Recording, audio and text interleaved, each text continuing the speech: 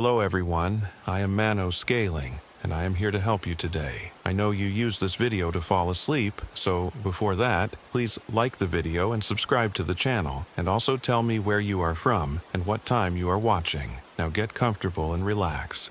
Sometimes I wonder if it followed me home from Ocala National Forest. I'm Sarah Rodriguez, and I was 34 when I learned that some things in the woods aren't meant to be found. The divorce papers were still warm from the printer when I decided I needed to disappear for a while.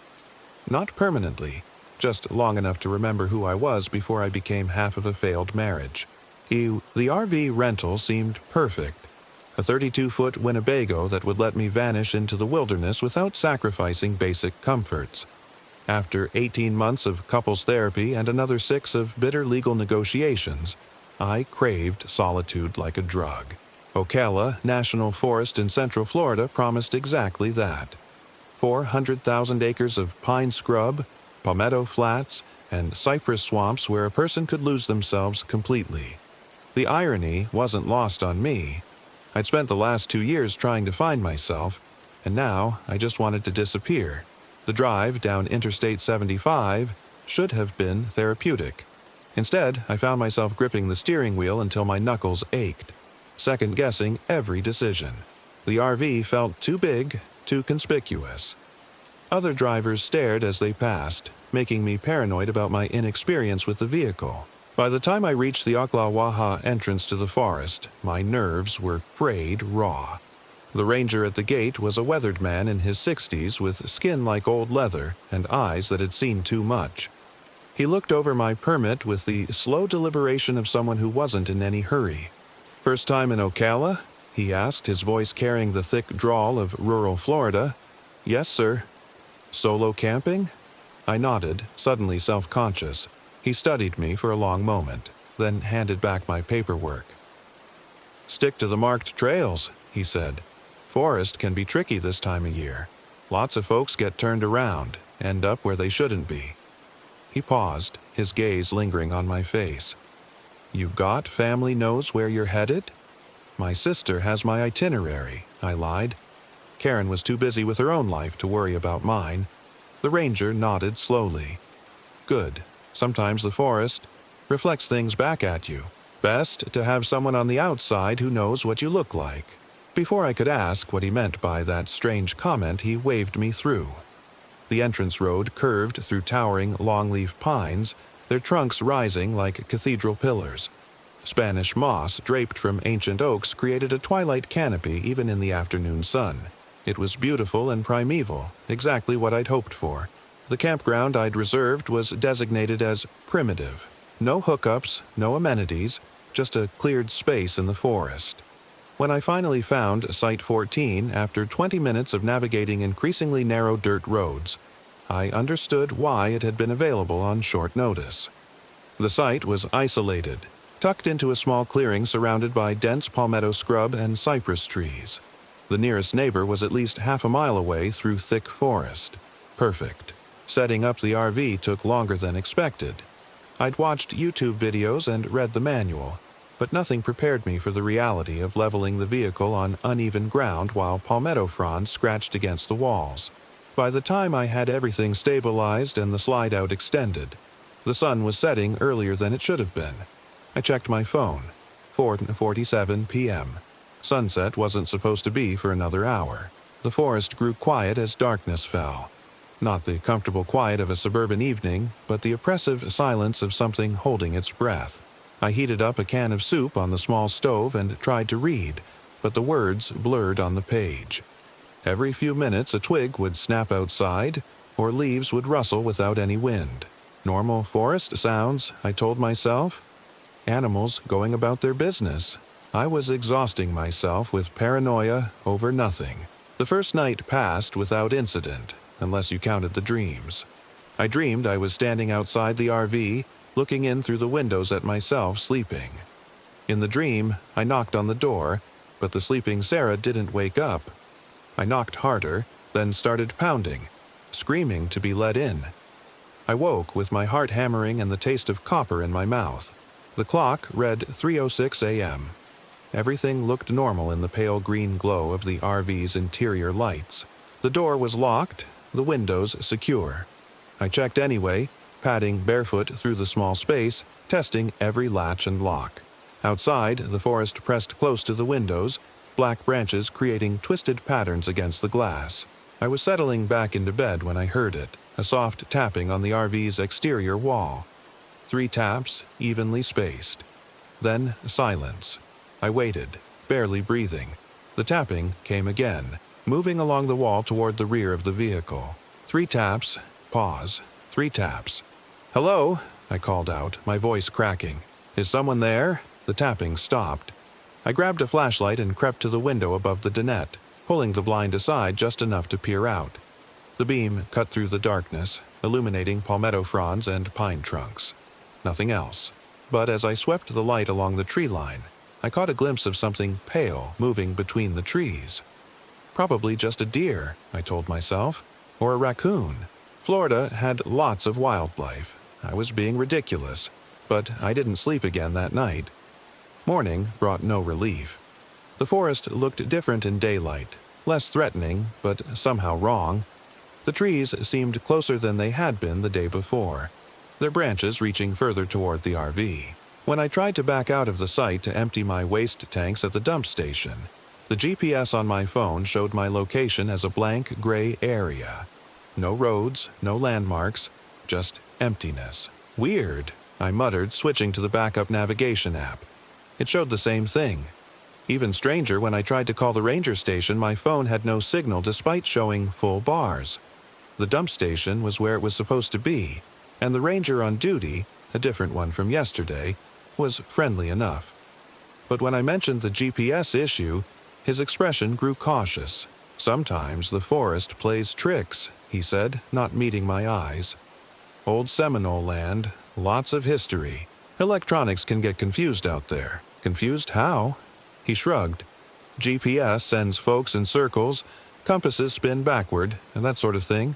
Usually clears up after a few days." He looked at me more closely. "You feeling all right, miss? You look a little peaked." I caught my reflection in the window of the ranger station and winced. My skin was pale, my eyes shadowed with fatigue. I looked like I'd aged 5 years overnight. "Just tired," I said. "First night camping jitters. Might want to consider moving to one of the developed campgrounds. Lots more company, better cell service." The suggestion stung. I hadn't come all this way just to give up at the first sign of difficulty. "I'll be fine, thank you."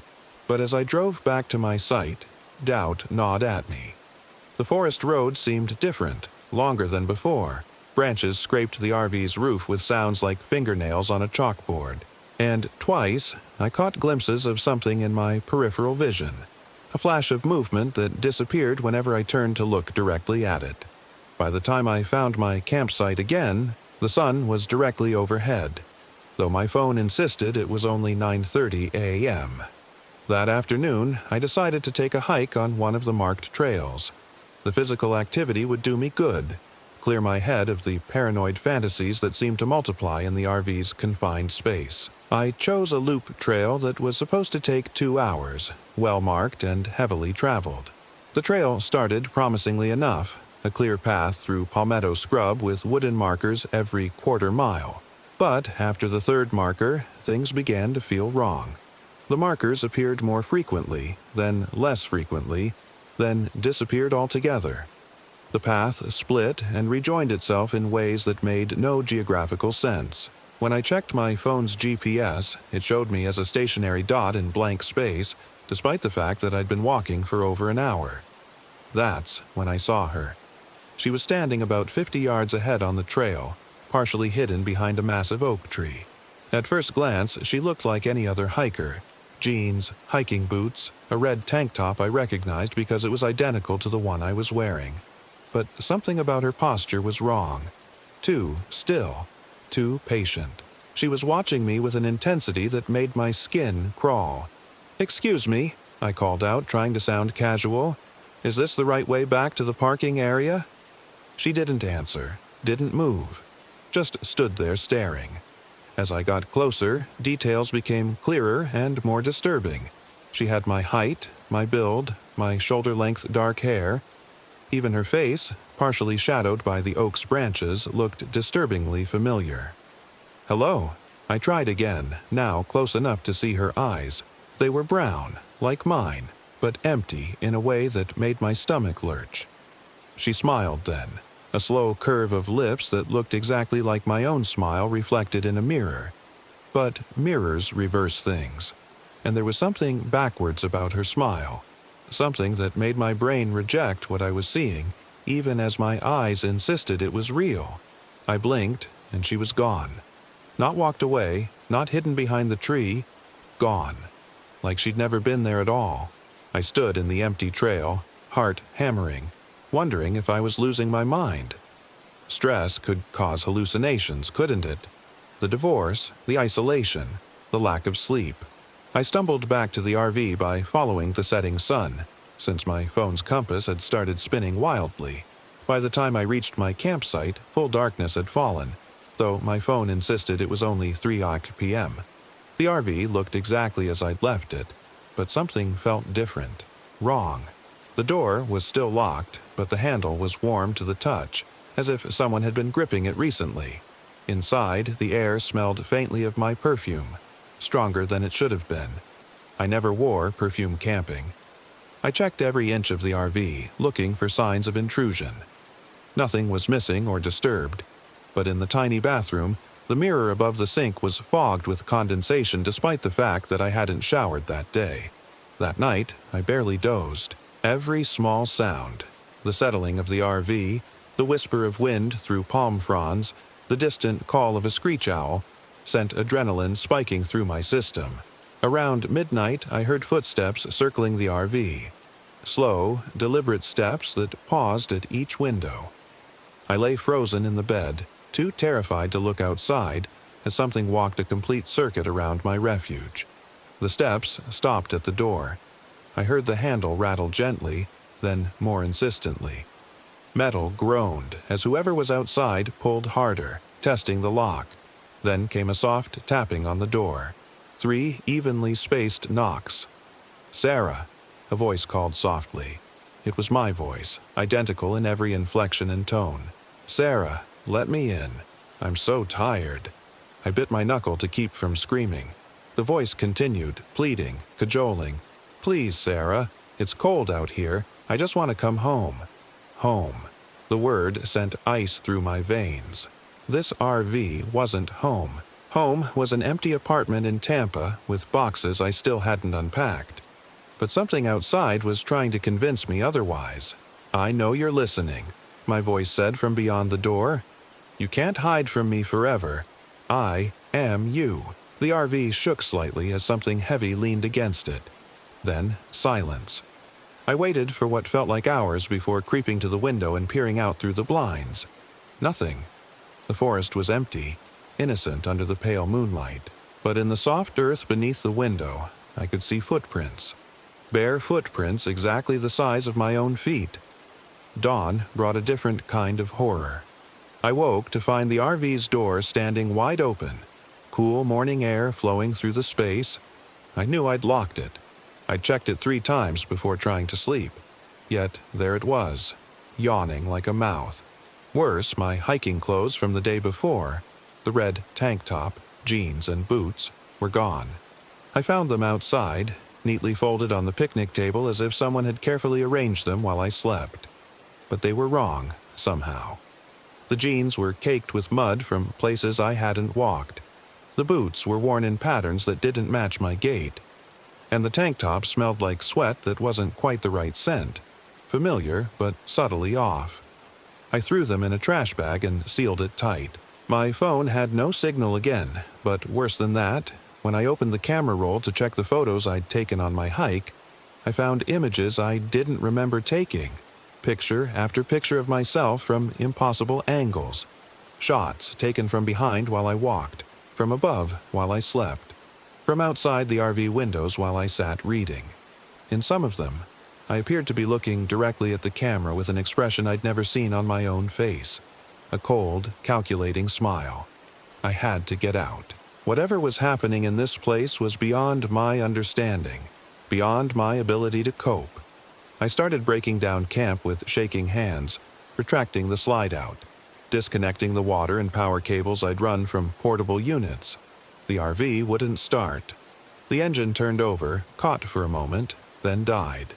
I tried again and again, pumping the gas, checking the emergency fuel cutoff, running through every troubleshooting step I could remember from the rental company's orientation. Nothing. The engine would almost catch, then fail, as if something was actively preventing it from running. Panic crept up my throat like bile. I was trapped here, alone, with something that wore my face and knew my voice. The forest pressed closer in daylight, branches scraping against the RV's sides like fingers trying to find purchase. That's when I saw my reflection in the side mirror and realized the thing outside wasn't the only problem. The woman looking back at me from the mirror had my face, my hair, my clothes, but her eyes held a depth of malice that I'd never felt, never even imagined. She smiled that backward smile and mouthed words I couldn't hear but somehow understood. Let me in. I stumbled away from the mirror, but there were others. The bathroom mirror, the bedroom mirror, even the black screen of my phone reflected that same wrong face with those same empty eyes. Every reflective surface in the RV showed me the thing I was becoming, or the thing that was trying to become me. The phone in my hand buzzed with an incoming text from my own number. Stop fighting. It's easier if you just let go. Another buzz. I know where Karen lives. My sister's name sent terror through me like electricity. I tried to call her, but my phone showed no signal even as the texts kept coming. She has such pretty children. I wonder if they'd notice the difference. Stop trying to leave. You belong here now. I smashed the phone against the RV's wall, shattering the screen into a spiderweb of cracks. But the broken display still glowed, still showed messages appearing one by one. That won't help. I'm already inside. The mirrors in the RV began reflecting things that weren't there, or weren't supposed to be there. In the bathroom mirror, I saw myself standing in the shower, but I was in the kitchen. In the bedroom mirror, I watched myself sleeping. But I was wide awake, and in every reflection, the other Sarah was doing something slightly different, living a parallel life just out of sync with reality. As the day wore on, the boundaries blurred further. I would reach for something and find my reflection reaching in a different direction. I would speak and hear my own voice answer from empty rooms. Twice I caught glimpses of myself in my peripheral vision, moving through the RV in ways that defied physical space. The worst part was the growing certainty that I was losing track of which Sarah was real. When darkness fell, I barricaded myself in the RV's tiny bathroom, the only room with a single mirror I could cover with a towel. But the walls were thin, and I could hear myself moving around outside. Not someone who sounded like me. Me. My footsteps, my breathing, my unconscious humming of a song I'd been stuck in my head all week. The other Sarah was living my life better than I was. I won't hurt you, she said through the bathroom door, and it was my voice again, but gentler somehow, more confident. I just want to go home. Don't you miss home? I did miss home. I missed the life I'd had before everything fell apart. Missed feeling like I belonged somewhere.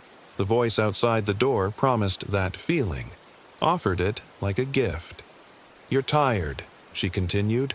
So tired of fighting, of being alone, of trying to figure out who you are now. Let me handle it. I know exactly who we're supposed to be. The towel over the mirror began to slip. In the growing sliver of reflection, I could see the other Sarah standing behind me, her hand reaching out to touch my shoulder. But when I spun around, the bathroom was empty. I was alone with just the mirror and my own terrified face. Except my reflection wasn't moving when I moved. She stood perfectly still while I shook, watching me with eyes that held promises of rest, of peace, of an end to the constant struggle of being human. "Let me in," she whispered. And this time, the words came from my own mouth. I don't remember making the decision. One moment I was pressed against the bathroom door, the next I was reaching for the towel, pulling it away from the mirror. The other, Sarah, smiled as our reflections aligned, and I felt something fundamental shift inside me. The peace was immediate and overwhelming. All the anxiety, the loneliness, the desperate need to prove myself worthy of existence. It all drained away like water through a broken dam. I felt my face relax into that backward smile, felt my eyes grow deep and still. But peace has a price, and mine was the growing awareness that I was no longer driving my own life. My body moved without conscious command, walked out of the bathroom and began packing up the RV with mechanical efficiency. My hands knew exactly how to hotwire the engine, my fingers moving with practiced ease to bypass whatever had been preventing it from starting. As I drove out of the forest, I caught glimpses of the real Sarah in reflective surfaces, windshields, chrome trim, puddles of water. She was screaming, pounding on the glass that separated us, begging to be let back in. But her voice couldn't reach through the beautiful silence that filled my head. The ranger at the exit gate looked at me strangely. "Everything all right, miss? You look different." "I'm perfect," I said, and felt the real Sarah flinch inside the mirrors. I found exactly what I was looking for. He nodded slowly, but his eyes followed the RV until I was out of sight. The drive back to Tampa passed in a pleasant haze. I returned the RV to the rental company, gave a glowing review of Ocala National Forest, and went home to my apartment. Everything was exactly as I'd left it, including the unpacked boxes that the real Sarah had been avoiding for months. I unpacked them all in a single afternoon, arranging my new life with the same mechanical precision I'd felt in the forest. Photos went on walls, books on shelves, clothes in closets. By evening, the place looked like a home. That night, I called Karen. "Sarah," she said, and I could hear the relief in her voice. "I was worried about you. How was your camping trip?" "Life-changing," I said, watching the real Sarah scream silently from the black phone screen. "I feel like a completely new person." We talked for an hour. I was charming, funny, more like the sister she remembered from before my marriage fell apart. I made plans to visit her and the kids next weekend, promised to be more present in their lives. "I'm so glad you went," Karen said before we hung up. "You sound, I don't know, like yourself again." But that's the horrible irony. I am myself, just not the self who chose to go camping in Ocala National Forest. I'm the self she met in those dark woods, the one who was patient enough to wait for an invitation home. The real Sarah is still in there, trapped behind every reflective surface like a woman buried alive. Sometimes I catch her in mirrors, still fighting, still trying to reclaim her life. But she's weaker now, harder to see. Soon she'll fade completely, and I'll be the only Sarah Rodriguez who ever existed. I've started dating again. There's a man named David who thinks I'm wonderful, who says I have the most beautiful smile. He's right, it is beautiful. This backward smile that the real Sarah could never manage. David wants to meet my family, wants to plan a future together. I think I'll say yes. But sometimes, late at night when I catch glimpses of the real Sarah in the bathroom mirror, I remember that ranger's words. Sometimes the forest reflects things back at you. What if what I brought home from Ocala wasn't the real me at all?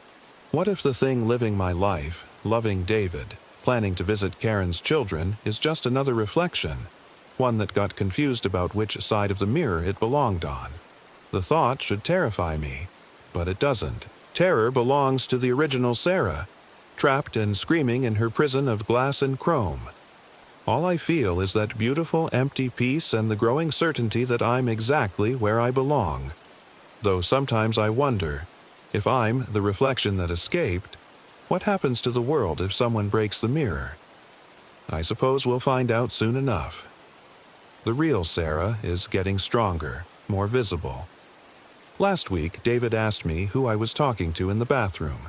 I told him it was no one, just singing to myself, but he looked troubled.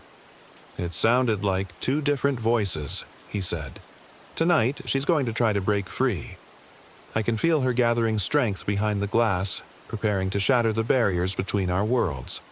Part of me, the part that might still be human, wonders if I should let her. But this life is mine now. I've made it better than she ever did. I'm happier, more confident, more worthy of love. Why would I give that up to return to a prison of loneliness and self-doubt?" The real Sarah can scream all she wants. I'm not going back to the forest, and I'm not giving back what I've taken. After all, didn't she invite me in? Didn't she look in that mirror and choose to let me out? Some doors, once opened, can never be closed again. And some reflections refuse to stay where they belong. Sometimes I wonder if it followed me home from Hocking Hills. I'm Sarah Rodriguez, and I was 34 when I learned that some things in the woods aren't meant to be found. The divorce papers had been signed for exactly 2 weeks when I drove my Honda Pilot down the winding gravel road that led to the cabin. The October air in southeastern Ohio carried the earthy smell of decaying leaves and wood smoke from distant chimneys. I'd found the rental online. Secluded retreat. Perfect for soul-searching. And something about those words had spoken to the hollow ache in my chest where my marriage used to be. The cabin sat in a clearing surrounded by towering oak and maple trees, their branches heavy with rust-colored leaves that rustled in the afternoon breeze. It was smaller than the photos suggested. Weathered cedar siding gone gray with age. A wraparound porch that sagged slightly on one corner. But it was exactly what I needed. Isolation, silence, and space to figure out who Sarah Rodriguez was supposed to be now that she wasn't Sarah Martinez anymore. I'd taken 3 weeks of vacation time from my job at the insurance company, telling my supervisor I needed to recharge. What I didn't tell her was that I'd been having episodes, moments where I'd catch glimpses of myself in mirrors and not recognize the woman staring back. David's departure had shattered something fundamental about my sense of self, and I hoped the solitude would help me piece it back together. The cabin's interior smelled of pine cleaner and old wood. A stone fireplace dominated one wall of the main room, flanked by windows that looked out into the forest. The kitchen was basic but functional, the bedroom barely large enough for a double bed and dresser. I set my suitcase on the bed and noticed how quiet it was. Not just peaceful, utterly silent. No traffic, no neighbors, no sounds of civilization at all. Just me and the woods. I spent the first evening unpacking and exploring the immediate area around the cabin. A narrow trail led from the back porch into the trees, marked by weathered wooden signs indicating various hiking paths through Hocking Hills State Park. The forest felt ancient here, with massive trees whose trunks I couldn't wrap my arms around and rocky outcroppings that spoke of geological epochs beyond human comprehension. As darkness fell, I built a fire and opened the bottle of wine I'd brought. The flames cast dancing shadows on the walls, and for the first time in months, I felt something approaching peace. I was alone, truly alone, and it was exactly what I needed. That night, I slept better than I had since the divorce proceedings began.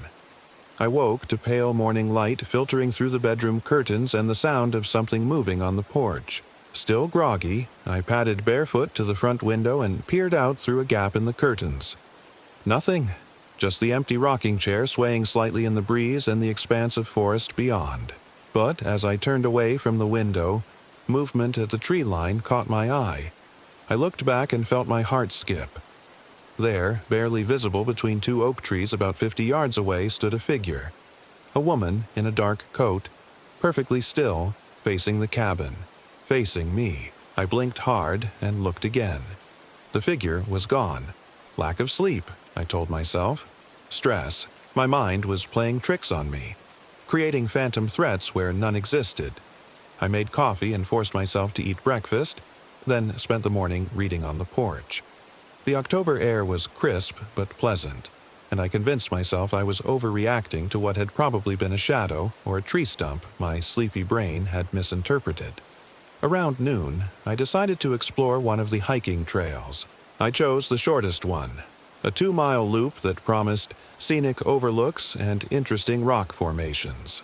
The path was well-maintained but narrow, forcing me to brush against overhanging branches as I walked deeper into the forest.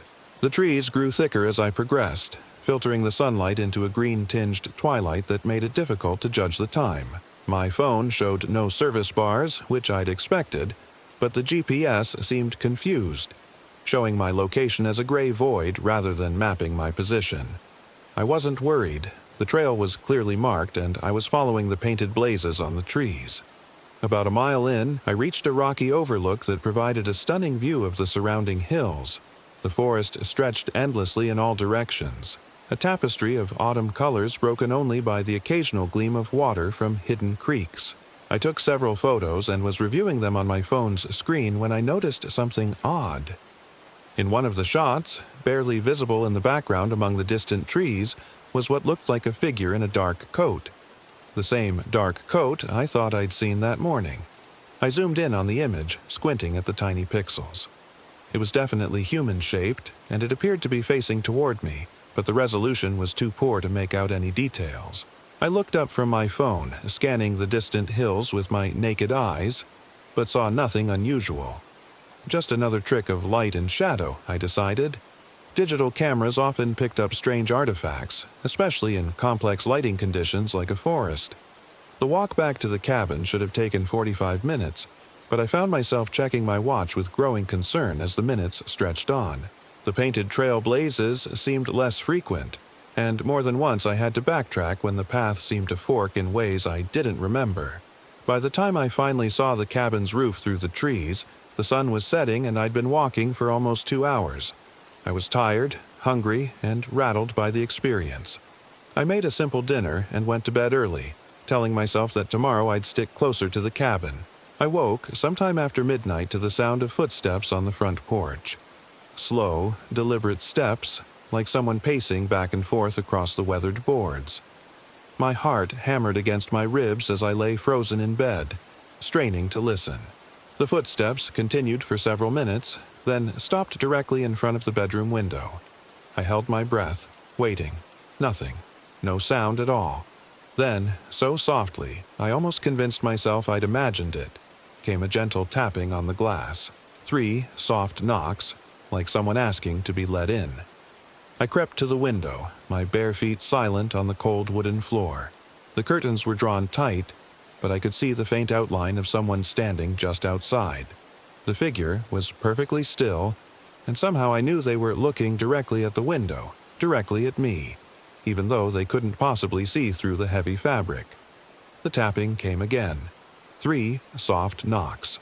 "Who's there?" I whispered, though I doubted my voice carried through the glass. The figure didn't move, didn't respond, just stood there, waiting. I don't know how long we stayed like that, me pressed against the bedroom wall and the figure motionless outside my window. Eventually, exhaustion won over fear, and I dozed fitfully in the chair by my bed, jolting awake every few minutes to check the window.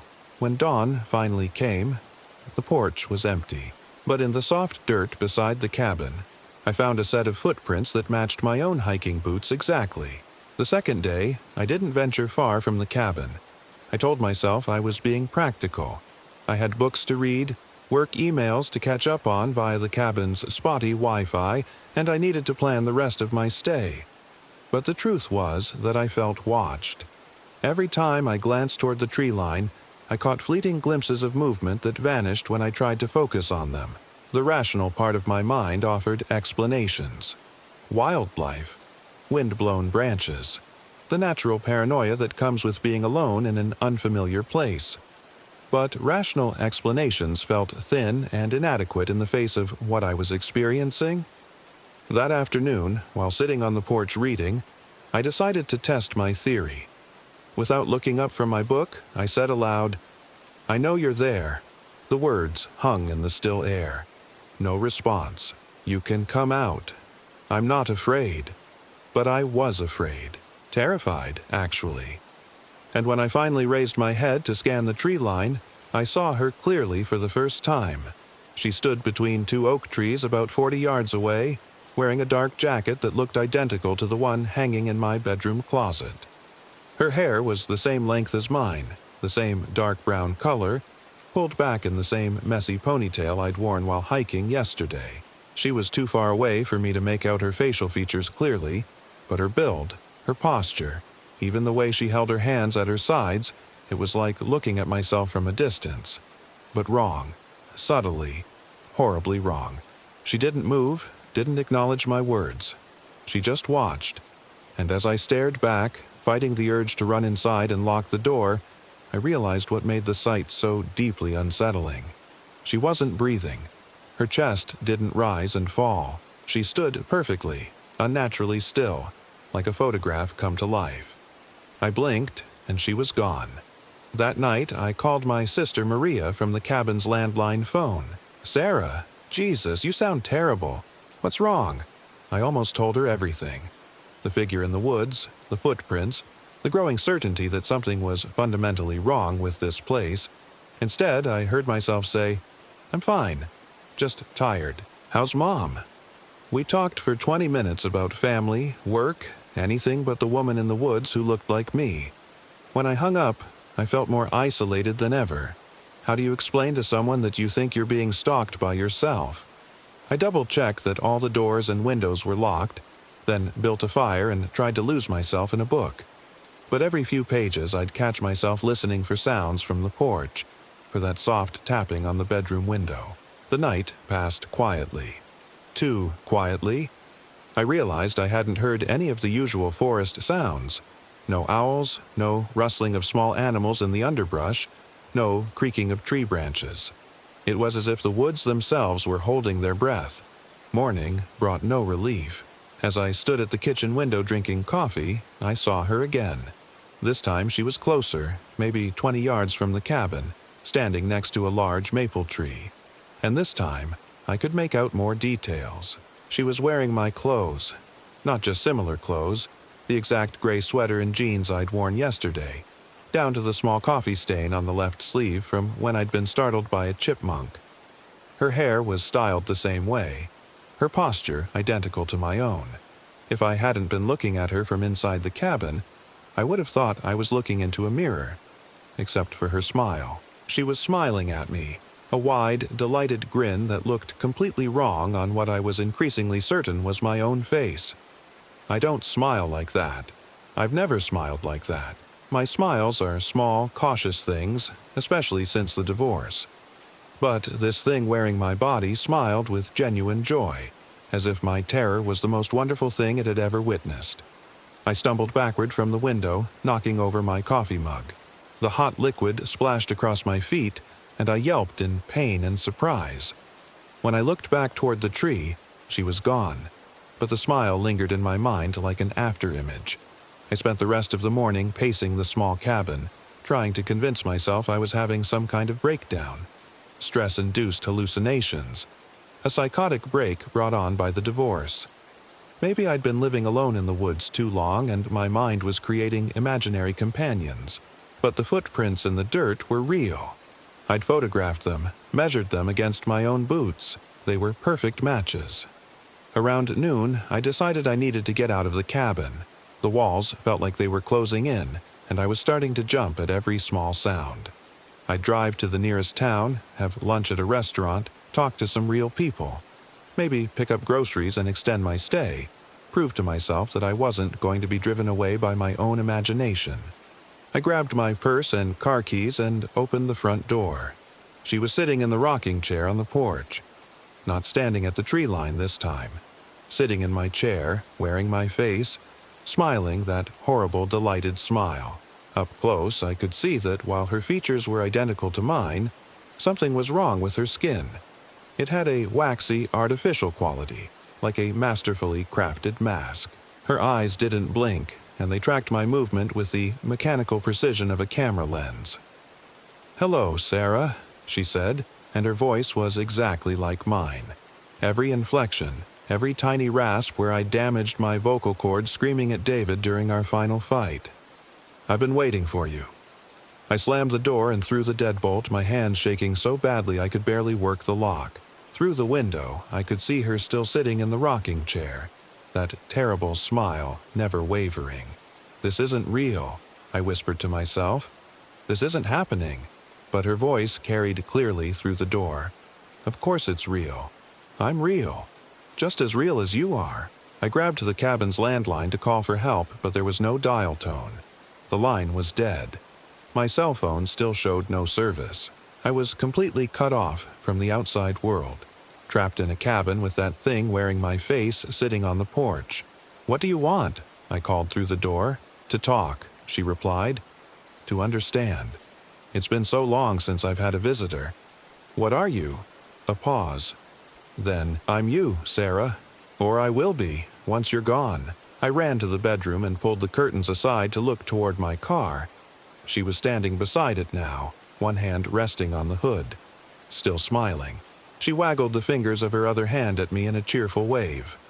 My car keys were still in my hand, but somehow I knew it wouldn't matter. She wouldn't let me leave. Not anymore. The afternoon dragged by in a haze of terror. I found a baseball bat in the closet and gripped it like a lifeline, though I couldn't imagine using it against something that looked exactly like me. Every window I checked showed her in a different location, standing by the car, sitting on the front steps, leaning against a tree. Always watching, always smiling. As the sun began to set, she spoke again from somewhere very close to the bedroom window. I've been alone for so long, Sarah. Do you know what that's like? To be nobody. To have no name, no memories, no purpose except to wait? I pressed my back against the wall, clutching the bat. Stay away from me. I tried that, she continued, her voice conversational, patient. I waited at the edge of the forest, watching the cabin, watching all the people who came and went. But none of them were right. They weren't me. I'm not you, I said. Oh, but you are. You're perfect. The right build, the right coloring, and so wonderfully alone. No one will miss you for weeks. The implication hit me like a physical blow. I thought of my vacation request, my vague explanations to family and coworkers about needing time to figure things out. I'd been careful not to give anyone my exact location. If I disappeared from this cabin, how long would it take for someone to find me? But that's the beauty of it, my voice continued from outside. I won't just take your place temporarily. I'll become you. I'll have your memories, your relationships, your life. And you'll just fade away. I spent the night huddled in the corner of the bedroom, bat across my knees, watching the windows. She didn't try to break in, didn't rattle the doors or tap on the glass, but I could feel her presence, a malevolent weight pressing against the walls of the cabin. Occasionally, I'd hear her voice, sometimes from the porch, sometimes from deeper in the woods. She talked about my life with disturbing accuracy.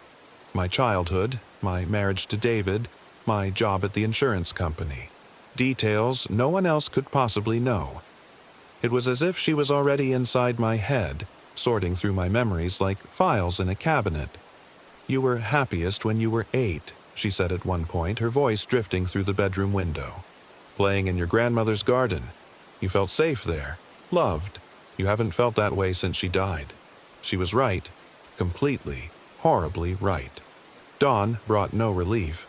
When I finally worked up the courage to check the windows, I saw her standing exactly where she'd been the first morning, between the 2 oak trees at the edge of the clearing. But something had changed. She looked more solid somehow, more real. Her skin had lost that waxy, artificial quality, and when she moved, it was with a fluid naturalness that perfectly mimicked my own mannerisms. And I felt different, lighter, like something essential was slowly draining out of me. I stumbled to the bathroom mirror and gasped. My reflection was noticeably paler, my eyes duller. The small scar on my chin from a childhood accident seemed fainter, less distinct. It was as if I was gradually becoming a photocopy of myself, losing definition with each pass through the machine. Do you feel it? Her voice called from outside. The changing. It won't hurt, I promise. It's like falling asleep. I gripped the edges of the sink, staring at my diminishing reflection. Why are you doing this? Because I have to. Because it's what I am. I've been waiting here for so long, Sarah. Decades. Feeding on the occasional hiker, the lost camper. Taking what I need to maintain this form. But it's not enough anymore. I need a complete life. A complete identity. There have to be others, I said desperately. Other people. None like you. None so perfectly suited. None so beautifully alone. I thought of David, of our final fight when he'd accused me of being emotionally unavailable, incapable of genuine connection.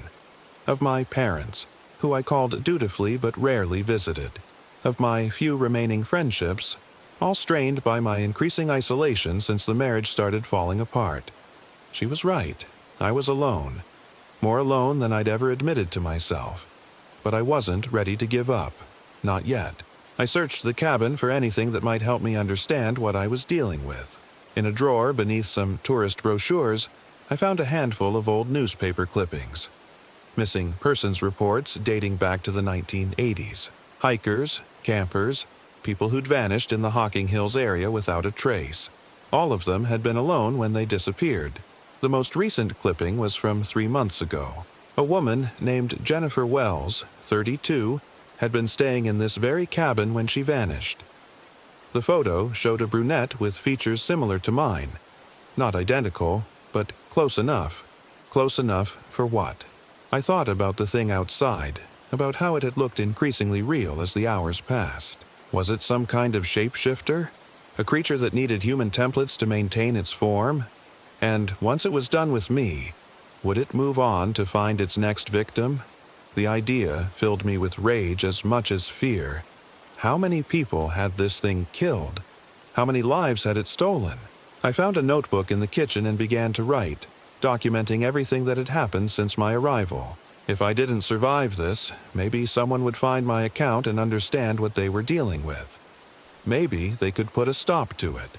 But even as I wrote, I could feel myself fading. My handwriting grew lighter, less distinct. When I tried to remember my mother's maiden name, it took several long seconds to recall it. My own memories were becoming fuzzy around the edges. "It's almost time," the thing outside announced. Her voice was stronger now, more confident. "Can you feel how light you're becoming? How easy it would be to just let go?" I looked at my hands and screamed. They were translucent, like watercolor paintings. I could see the wooden table through my palms. "Don't fight it, Sarah. Fighting only makes it hurt more." But I did fight. I ran to the kitchen and grabbed the largest knife I could find, then threw open the front door and charged onto the porch. She was standing at the bottom of the steps, no longer bothering to maintain the pretense of distance. Up close, she looked exactly like me, or exactly like I had looked 2 days ago. Her smile was gone, replaced by an expression of mild annoyance. "That won't work," she said, nodding at the knife. "You can't hurt me without hurting yourself." I raised the blade anyway. "Stay back, Sarah." Her voice was patient, almost pitying. "Look at yourself." I glanced down and nearly dropped the knife.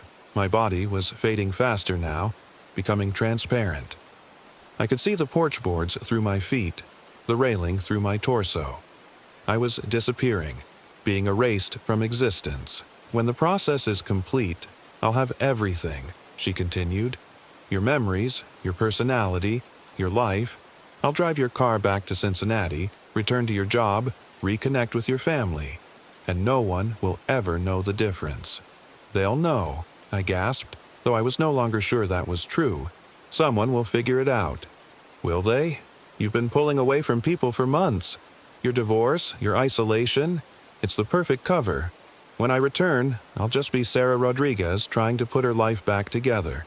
Maybe I'll be a little different, a little happier.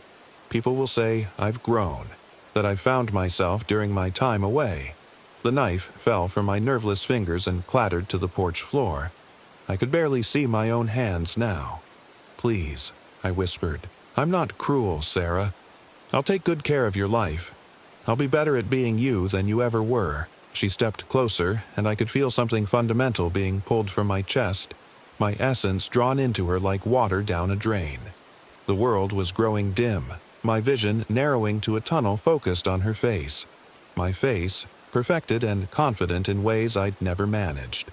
But as the darkness closed in, I remembered something, a detail that had nagged at me since finding those newspaper clippings. Jennifer Wells had vanished 3 months ago, but the thing outside, it had been wearing my form, not hers. What had happened to Jennifer's identity? The realization gave me strength, pulled me back from the edge of nothingness just long enough to understand. This creature didn't just steal identities, it consumed them completely, leaving no trace. Jennifer Wells had been erased so thoroughly that even this entity had forgotten her. But I was still here, Still Sarah Rodriguez, even if I was fading fast. And that meant the process wasn't complete. With the last of my strength, I lunged forward, not at the creature but past her, toward the forest. If I could get away, find help, maybe. She grabbed my arm, her touch burning like ice. No, you don't get to run. Not when we're so close. The contact accelerated the draining. I could feel my memories, my sense of self, flowing into her like blood from an open wound. My childhood, my marriage, my fears and hopes and dreams, all of it pouring into that thing wearing my face, but memories work both ways. As she pulled my experiences into herself, I caught glimpses of hers. Decades of waiting in the forest, feeding on lost souls, growing stronger with each theft. Images of her previous victims, Jennifer Wells, trembling in the same cabin before fading away. A man named Robert Martinez, who'd gone camping alone 5 years ago. A teenage girl who'd run away from home and made the mistake of seeking shelter in these woods. So many victims, so many stolen lives, and underneath it all, an ancient hunger, a void that could never be truly filled. She wasn't just taking my identity. She was trying to use it to become real, to transform from a parasitic echo into an actual person. But it never worked. Not completely. She could wear the stolen faces, access the stolen memories, but some essential spark always eluded her. And so she'd hunt again and again, trapped in an endless cycle of theft and disappointment. The knowledge gave me one last desperate idea. Instead of fighting the drain, I embraced it. I pushed my memories toward her as hard as I could, flooding her with everything I'd experienced, everything I was. My pain over the divorce, my loneliness, my self-doubt, but also my love for my family, my pride in my work, my determination to rebuild my life. She gasped, stumbling backward. "What are you doing?" I smiled, and for the first time in months, it felt genuine. Giving you what you want. The flood of memories continued, but now I was directing it. I showed her my grandmother's garden, the safety and love I'd felt there.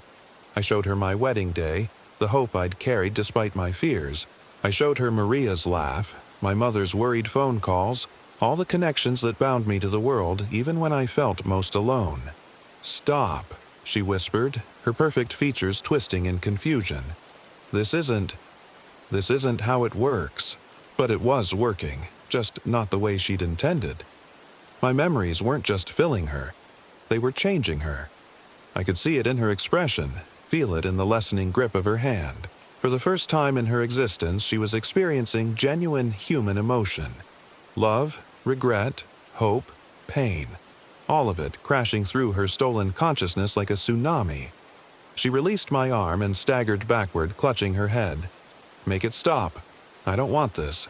I don't want to feel—" "You can't have my life without my pain," I told her, my voice growing stronger even as my body remained translucent. "They're inseparable. That's what makes us human." The creature that had worn my face began to change. Her features shifted, becoming less defined, more fluid. The borrowed flesh rippled like water, unable to maintain its stolen form under the assault of genuine human experience. She screamed. Not with my voice anymore, but with something older and more primal. "You're destroying me," she gasped. "No," I said, feeling my memories, my sense of self, flowing back into my fading form. "I'm saving you. I'm giving you the chance to be real." The change accelerated. Her stolen features dissolved completely, revealing something altogether different beneath. Not human, but not entirely alien either. Ancient and hungry, yes, but also desperately, achingly lonely. A thing that had been mimicking humanity for so long that it had forgotten its own nature. As my memories settled back into place, I understood. She hadn't been hunting victims. She'd been hunting teachers. Each stolen life was an attempt to learn what it meant to be real, to be connected to something larger than herself. But you can't learn love through theft. Can't understand connection through isolation. The creature collapsed to her knees, her form continuing to shift and blur. "I don't know what I am anymore." I looked down at my hands and saw they were solid again, fully real. The draining had reversed, pulling my essence back from the brink of dissolution. But I was changed too. The creature's loneliness had touched something deep inside me, a recognition of my own isolation and hunger for connection. "You're yourself," I told her, maybe for the first time. She looked up at me with eyes that were no longer stolen, no longer artificial. They were her own eyes, ancient and sad and strangely beautiful. "But I don't know who that is." "Then figure it out, but not through theft. Not anymore." We stared at each other for a long moment. Predator and prey transformed into something else entirely. Then she nodded and rose to her feet. Her form had stabilized into something vaguely humanoid but clearly not human. Tall and graceful, with skin that seemed to shift between shadow and moonlight. "Will you stay?" she asked. "No," I said. "This place isn't good for either of us. But I won't report what happened here, won't bring hunters or scientists. You deserve the chance to find your own way." She nodded again, understanding. "And you deserve the chance to find yours." I packed quickly, throwing my belongings into the car without ceremony. As I drove away from the cabin, I saw her in the rearview mirror, standing at the edge of the clearing. She raised one hand in farewell, and I found myself waving back. The drive home took 6 hours. I spent most of it thinking about what I'd learned, about the connections that bound us to life even when we felt most alone. By the time I reached Cincinnati, I knew what I had to do. I called Maria first, then my parents, made plans to visit, to rebuild the relationships I'd let atrophy.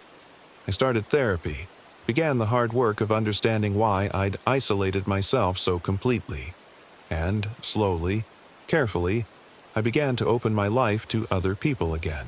It's been 3 years since Hocking Hills. I'm remarried now, to a kind man named Thomas who doesn't mind when I wake up screaming from nightmares I can't fully explain. We're expecting our first child this spring, but sometimes, late at night, I wonder about her, the creature in the woods who tried to steal my life and ended up learning what it meant to be alive. I hope she found her way, whatever that means for something like her. I hope she learned that connection isn't theft, that love can't be taken, only given freely. And sometimes, when the loneliness threatens to overwhelm me again, I remember her ancient eyes and the desperate hunger I saw there. It reminds me that we're all searching for the same thing in the end: to be real, to be known, to matter to someone else. The difference is in how we go about finding it. I never went back to Hocking Hills, never had any desire to return to those ancient woods. But recently, I've started having dreams about the place. Not nightmares, just quiet, peaceful dreams where I walk the forest paths and feel a presence watching me from the trees. Not threatening anymore, just aware, connected. In the dreams, I always wave, and something waves back. Maybe that's her way of letting me know she's still there, still learning, still growing into whatever she's meant to become. And maybe it's my way of telling her that she's not alone in the world anymore. None of us are, if we're brave enough to reach out. But sometimes I wonder if it followed me home from Hocking Hills. Not the creature, something else, something harder to name. A deeper understanding of the connections that bind us all. The threads of empathy and recognition that make us human. If that's what followed me home, I'm grateful for it. Even if it wakes me up at night sometimes, reminding me of truths I'd rather forget. Some things in the woods aren't meant to be found, but others are meant to find you. The trick is knowing the difference, and learning to live with both. I never believed in the stories they told about Ocala National Forest until what happened to me out there. My name is Lily Foster, I'm 29 years old, and what I lived through during that weekend still wakes me up at night. I should have known something was wrong when I couldn't shake the feeling that I was being watched from the moment I pulled my Winnebago into the remote campsite off Forest Road 88. The site sat in a natural clearing, surrounded by towering slash pines and dense palmetto scrub that seemed to press in closer as the afternoon shadows lengthened. Spanish moss hung like funeral shrouds from the ancient oaks, swaying in the humid September breeze that carried the musty scent of decaying vegetation and something else. Something sour and organic that I couldn't identify. I'd been planning this solo RV trip for months, desperate to escape the suffocating memories that had been haunting me since Sarah's death. My twin sister had drowned exactly 1 year ago, and I couldn't bear spending the anniversary in our shared apartment, surrounded by her things, her absence echoing in every corner. The forest seemed like the perfect place to find some peace, to maybe start healing. How wrong I was. The first sign that something was amiss came when I was setting up my campsite. I'd parked the RV facing east toward the narrow dirt road that led back to the main forest highway. As I was connecting the electrical hookup, I glanced up and saw a woman standing about 50 yards away, partially hidden behind a massive live oak draped in moss. She wore jeans and a red flannel shirt, the exact outfit I had on. When I blinked and looked again, she was gone. My hands trembled as I fumbled with the electrical connection. It had to be a trick of the light, a combination of exhaustion and grief playing with my mind. I'd been seeing things that weren't there for months now. Glimpses of Sarah in crowds, her voice calling my name from empty rooms. My therapist said it was normal, part of the grieving process. But this felt different. This felt real. I shook it off and finished setting up camp. The RV's generator hummed to life, its mechanical drone oddly comforting against the wilderness silence. I pulled out my camping chair and cracked open a beer, determined to enjoy the solitude I'd driven 6 hours from Tampa to find. The sun was setting, painting the canopy above in brilliant oranges and purples, and for a moment I almost felt peaceful. That's when I heard it. A sound that made my blood run cold. Somewhere in the darkness beyond my small circle of light, someone was crying. Soft, muffled sobs that rose and fell with an eerie rhythm. I stood up so quickly that my chair toppled over, beer splashing across my boots. "Hello," I called out, my voice cracking. "Is someone out there? Do you need help?" The crying stopped abruptly, replaced by a silence so complete that even the insects seemed to have gone mute. I grabbed my flashlight and swept it across the tree line, the beam catching nothing but gnarled bark and dancing shadows. My heart hammered against my ribs as I waited, listening. Nothing. I retreated into the RV, locking the door behind me and pulling the curtains shut. The familiar smell of the vehicle, a mixture of pine air freshener and the faint mustiness of old upholstery, should have been comforting, but instead it felt like I was trapped in a metal coffin. I tried to convince myself that the crying had been an animal, maybe a bobcat or a coyote. The forest was full of creatures that could make human-like sounds when they wanted to. But deep down, I knew better. That crying had been human, female, and it had sounded exactly like Sarah. I barely slept that first night.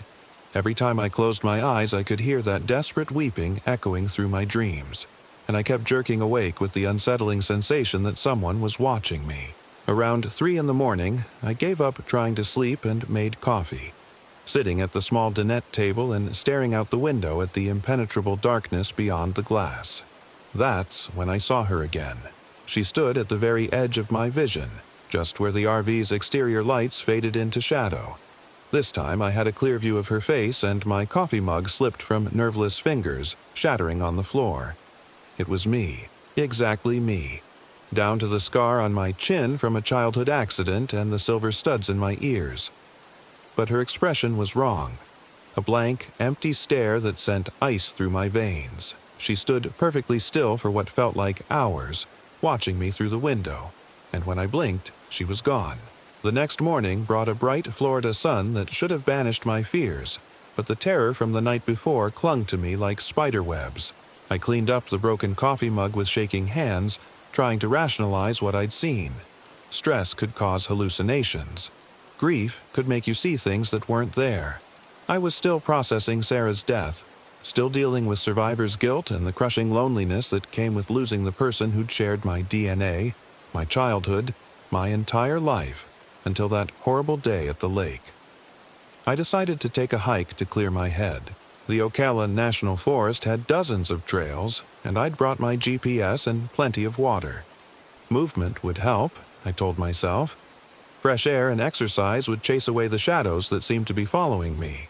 The Florida trail marker stood about a quarter-mile from my campsite, and I set off down the sandy path with my backpack and hiking boots, determined to put some distance between myself and the oppressive atmosphere of the campground. The trail wound through typical Central Florida wilderness: longleaf pines, turkey oaks, and dense patches of saw palmetto that scratched at my legs despite my long pants. Armadillos rustled in the underbrush, and I caught glimpses of deer bounding away through the trees. For the first hour, I almost managed to relax. The rhythmic crunch of sand under my boots and the dappled sunlight filtering through the canopy worked like meditation, and I began to think that maybe this trip would help after all. Maybe I could find some peace in the wilderness, away from the constant reminders of my loss.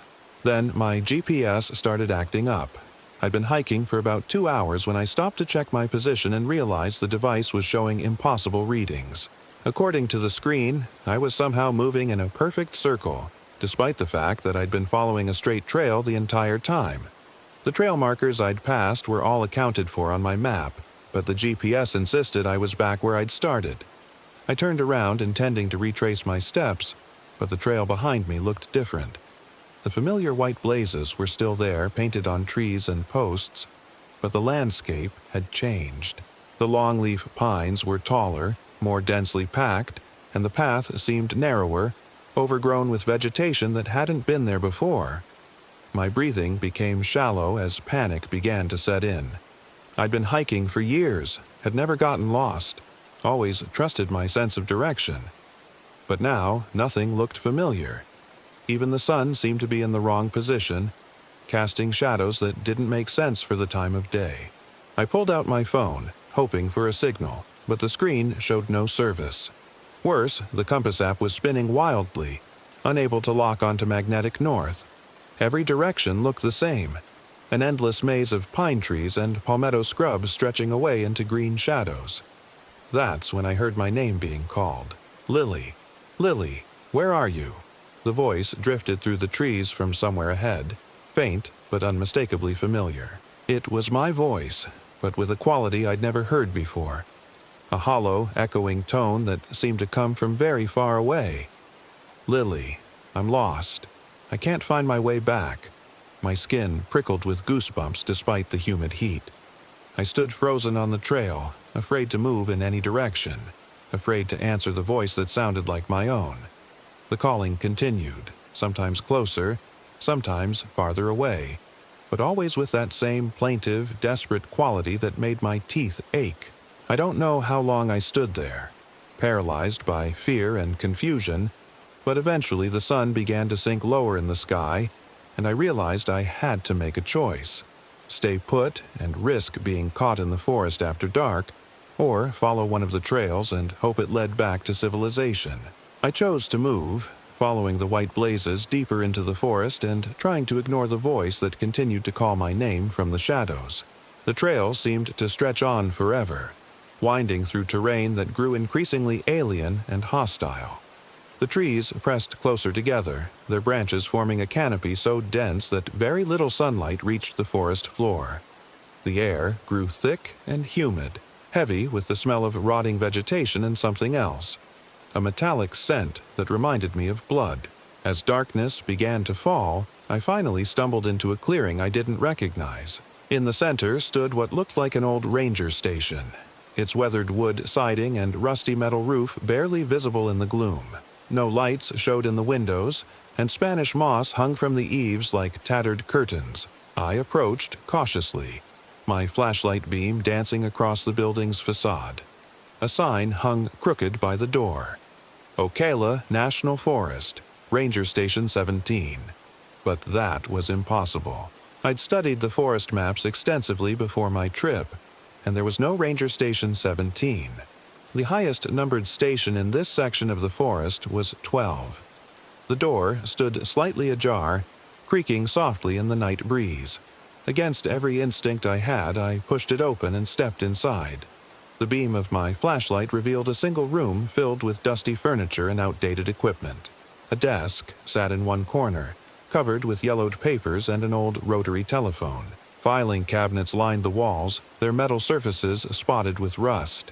And everywhere, on every surface, covering the walls, scattered across the floor, were photographs. Hundreds of them. All black and white, all showing the same subject. Me.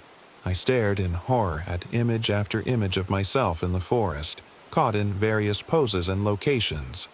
Some showed me hiking on trails I'd never walked. Others captured me sitting by campfires I'd never built. In a few, I appeared to be sleeping in places I'd never been. And in all of them, my expression was blank, emotionless, like a sleepwalker or someone under hypnosis.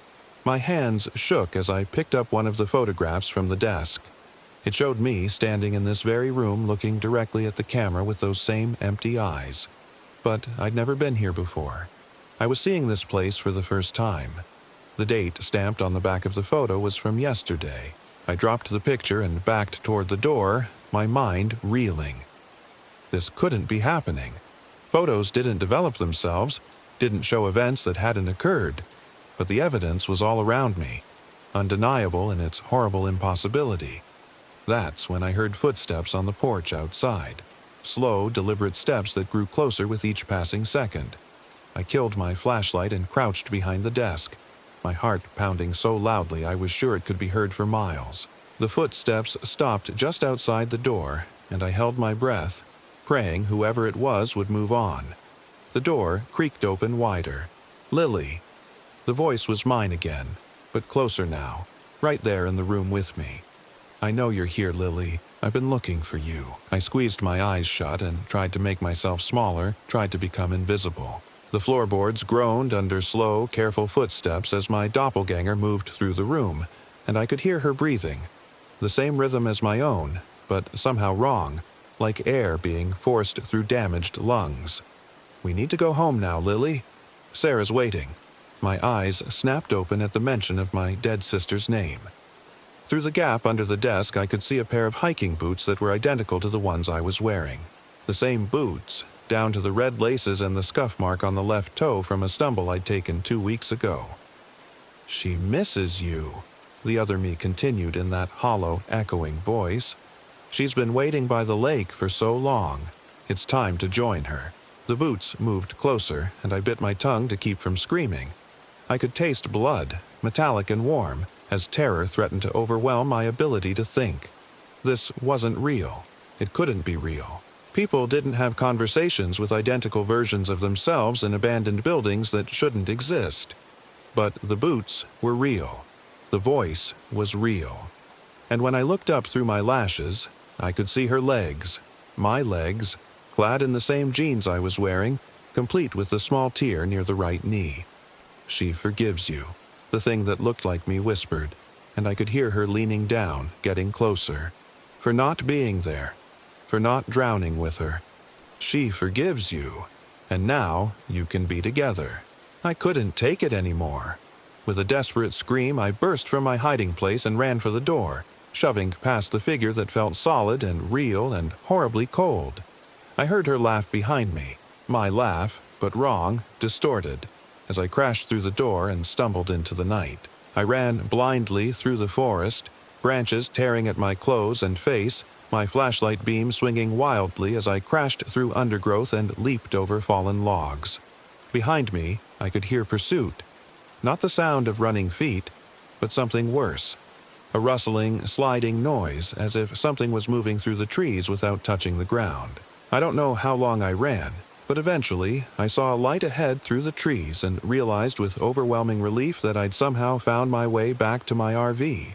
The generator was still humming, the exterior lights still burning, exactly as I'd left them hours ago. I sprinted across the clearing and threw myself through the door, slamming it shut and turning every lock I could find. Only then did I allow myself to collapse onto the dinette bench, sobbing with relief and terror. I was safe. I was back. Whatever had happened in the forest, hallucination, breakdown, or something worse, it was over. But as I sat there catching my breath, I noticed something that made my blood turn to ice. My hiking boots were sitting neatly by the door, clean and dry. I looked down at my feet. I was wearing sneakers. I grabbed my phone and checked the time.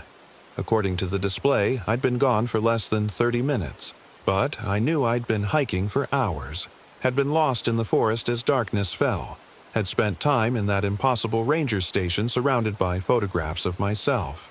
The photos. With shaking hands, I reached into my jacket pocket and pulled out the photograph I'd grabbed from the desk. It was still there, still impossible, still showing me in a place I'd never been with an expression I'd never worn. The date stamp on the back confirmed it had been taken yesterday, but I'd only arrived at the campsite this afternoon. I stared at the image until my eyes watered, trying to make sense of what I was seeing. The woman in the photograph looked exactly like me, but there was something fundamentally wrong with her posture, her expression, the way she held her head. She looked like a puppet, a hollow imitation of a human being. That's when I realized she was still out there. I could feel her presence in the darkness beyond the RV's thin aluminum walls. She was watching, waiting, patient as only the dead could be. And I understood, with horrible clarity, that she wasn't going to leave. She would wait for me to sleep, to let my guard down, and then she would find a way inside.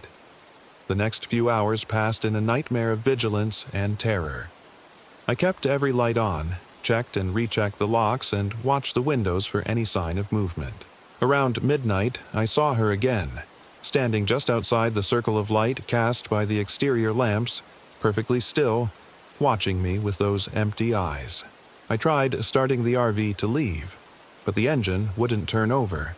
The battery was dead, the radio silent, and my cell phone had no signal despite showing full bars earlier. I was trapped, alone in the forest with something that wore my face and knew my name, and spoke of my dead sister with intimate knowledge that no one else possessed. As dawn approached, I must have dozed off despite my terror, because I jerked awake to find myself sitting at the dinette table with a pen in my hand. Spread before me were pages of my own handwriting, neat script that I didn't remember producing. The pages contained detailed descriptions of Sarah's drowning, but from a perspective I'd never had. They described watching from below the surface as my sister struggled and went under, described the feeling of water filling her lungs and the gradual fading of consciousness. They were written in first person, as if I had been the one drowning, as if I had experienced my sister's death firsthand. At the bottom of the last page, in handwriting that became increasingly erratic, "She's waiting by the lake. Come home, Lily. Come home and join us." I tore the pages into pieces and flushed them down the RV's tiny toilet, but I couldn't flush away the memory of writing them or the horrible knowledge they contained. Someone, something, had used my hand to write my sister's final moments, and I hadn't even been aware of it happening. The sound of the generator cutting off broke the morning silence like a gunshot. I rushed to check the fuel gauge, but it showed 3/4 full. The engine wasn't overheated, the connections were secure, and there was no mechanical reason for it to stop. I tried to restart it, but it wouldn't catch, leaving me without electricity in the growing heat of the Florida morning. That's when I noticed the marks. Scored into the metal siding of the RV, all around the windows and door, were symbols I'd never seen before. Crude, angular marks that looked like they'd been carved with fingernails or sharp stones. They formed patterns that hurt to look at directly, designs that seemed to shift and writhe when I wasn't focusing on them completely. The marks were fresh, the metal bright where something had scraped away the paint and finish. Whatever had made them had been here recently, circling my RV while I slept, marking it like a predator marking territory. I grabbed my day pack and what little water I had left, determined to hike out to the main road and flag down help. The RV was compromised, the generator was dead, and I couldn't spend another night in this place. Every instinct I had screamed that something terrible was going to happen if I stayed. The trail back to Forest Road 88 should have been simple, a straight shot through less than a mile of pine forest. But as I walked, I began to notice that the landmarks weren't where they should be.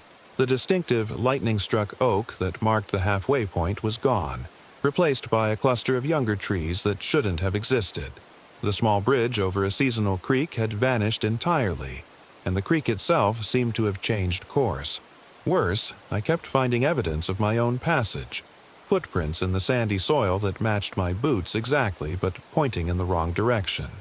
broken branches at head height where someone my size had pushed through dense vegetation, a crumpled energy bar wrapper that I recognized as my own, even though I hadn't eaten anything since yesterday. The trail markers were all wrong too. Instead of the standard white blazes I expected, I found red marks painted on trees and posts. Not painted, carved. Deep gouges in the bark that wept sap like wounds, forming symbols that matched the ones I'd found on my RV. I was so focused on the trail markers that I almost walked into her. She was standing in the middle of the path about 20 yards ahead, perfectly still, facing away from me. Same red flannel shirt, same jeans, same dark hair pulled back in a ponytail. For a moment, hope flared in my chest. Maybe it was another hiker, someone who could help me find my way back to civilization. "Excuse me," I called out, my voice cracking with dehydration. "Are you okay? Do you know the way back to the parking area?" She didn't respond, didn't even acknowledge that I'd spoken. I took a few steps closer and realized she was standing in an odd position, tilted slightly forward as if she was about to fall, but somehow frozen in place. "Miss, are you hurt?" Still no response. I moved closer, close enough to see that her skin had a waxy, unnatural pallor, and that her hands hung at her sides in a way that suggested broken bones. Close enough to smell the sickly sweet scent of decay that clung to her like perfume. "Sarah?" I whispered, because even though I knew it was impossible, even though Sarah was dead and buried, there was something about the woman's stance and posture that reminded me of my sister. The figure began to turn around, slowly, mechanically, and I caught a glimpse of her profile. My profile, but wrong in some fundamental way. The proportions were slightly off, as if someone had tried to recreate my face from memory and gotten the details just slightly incorrect. I didn't wait to see her full face. I turned and ran back the way I'd come, crashing through underbrush and leaping over fallen logs in my desperation to get away. Behind me, I could hear that horrible sliding, rustling sound again, and I knew she was following, pursuing me through the forest with inhuman persistence. When I finally stopped running, gasping for breath and looking around wildly for landmarks, I realized I was completely lost. The forest stretched in all directions, an endless maze of pine and palmetto and Spanish moss that all looked exactly the same. The sun was overhead, offering no clue to direction, and my phone's compass was still spinning uselessly. That's when I saw the lake. It appeared through the trees like a mirage, a perfect circle of dark water surrounded by cypress trees draped in moss. The surface was so still it looked like black glass, reflecting the clouded sky with supernatural clarity. And there, sitting on a fallen log at the water's edge, was Sarah. Not the thing that had been pursuing me through the forest, but my sister as she'd been in life, young, vibrant, smiling the crooked smile that had been her trademark since childhood. She wore the blue sundress she'd died in, the one they'd buried her in, and her dark hair fell around her shoulders in waves that caught the filtered sunlight. "Lily," she said, and her voice was exactly as I remembered it, warm and familiar and full of love. "I've been waiting for you." I stumbled toward her, tears streaming down my face, all rational thought abandoned in the face of seeing my sister alive again. She looked perfect, unmarked by death or drowning, and when she stood and opened her arms to me, I fell into her embrace like I had so many times in childhood when nightmares or scraped knees had sent me running to her for comfort. She felt real, solid and warm and alive, smelling faintly of the vanilla perfume she'd always worn. For a moment, the terror and confusion of the past 2 days melted away, replaced by overwhelming relief and joy. My sister was here. Somehow, impossibly, Sarah was here, and everything was going to be okay. "I knew you'd come," she whispered against my hair. "I knew you'd find me eventually." "How is this possible?" I sobbed, pulling back to look at her face, to memorize every beloved detail. "You drowned, Sarah. You've been dead for a year." She smiled that crooked smile and brushed tears from my cheeks with gentle fingers. "Death isn't the end, Lily. Not when love is strong enough. I've been waiting here for you, in this place between places, knowing you'd eventually follow. I don't understand." "You've been calling to me," she said, Her eyes, exactly my eyes, the eyes we'd shared since birth, reflecting the dark water behind me. Every night for a year, crying yourself to sleep, wishing you could join me. Wishing you'd been the one who drowned instead of me. Your grief opened a door, Lily. It brought you here, to this place where I've been waiting. I looked around at the lake, at the impossible perfection of this hidden place, and began to understand. This wasn't really the forest. This was somewhere else, somewhere in between life and death where lost souls gathered and waited for the people they'd left behind. The other me, I said. The one in the forest. What is that? Sarah's expression grew sad. That's what I had to become to bring you here. A reflection, a copy, something that could exist in your world long enough to guide you to mine. She served her purpose, but now she's not needed anymore. Now there's just us. She took my hand and led me toward the water's edge. The lake stretched out before us, dark and inviting, and I could see shapes moving beneath the surface. Pale forms that might have been fish or might have been something else entirely.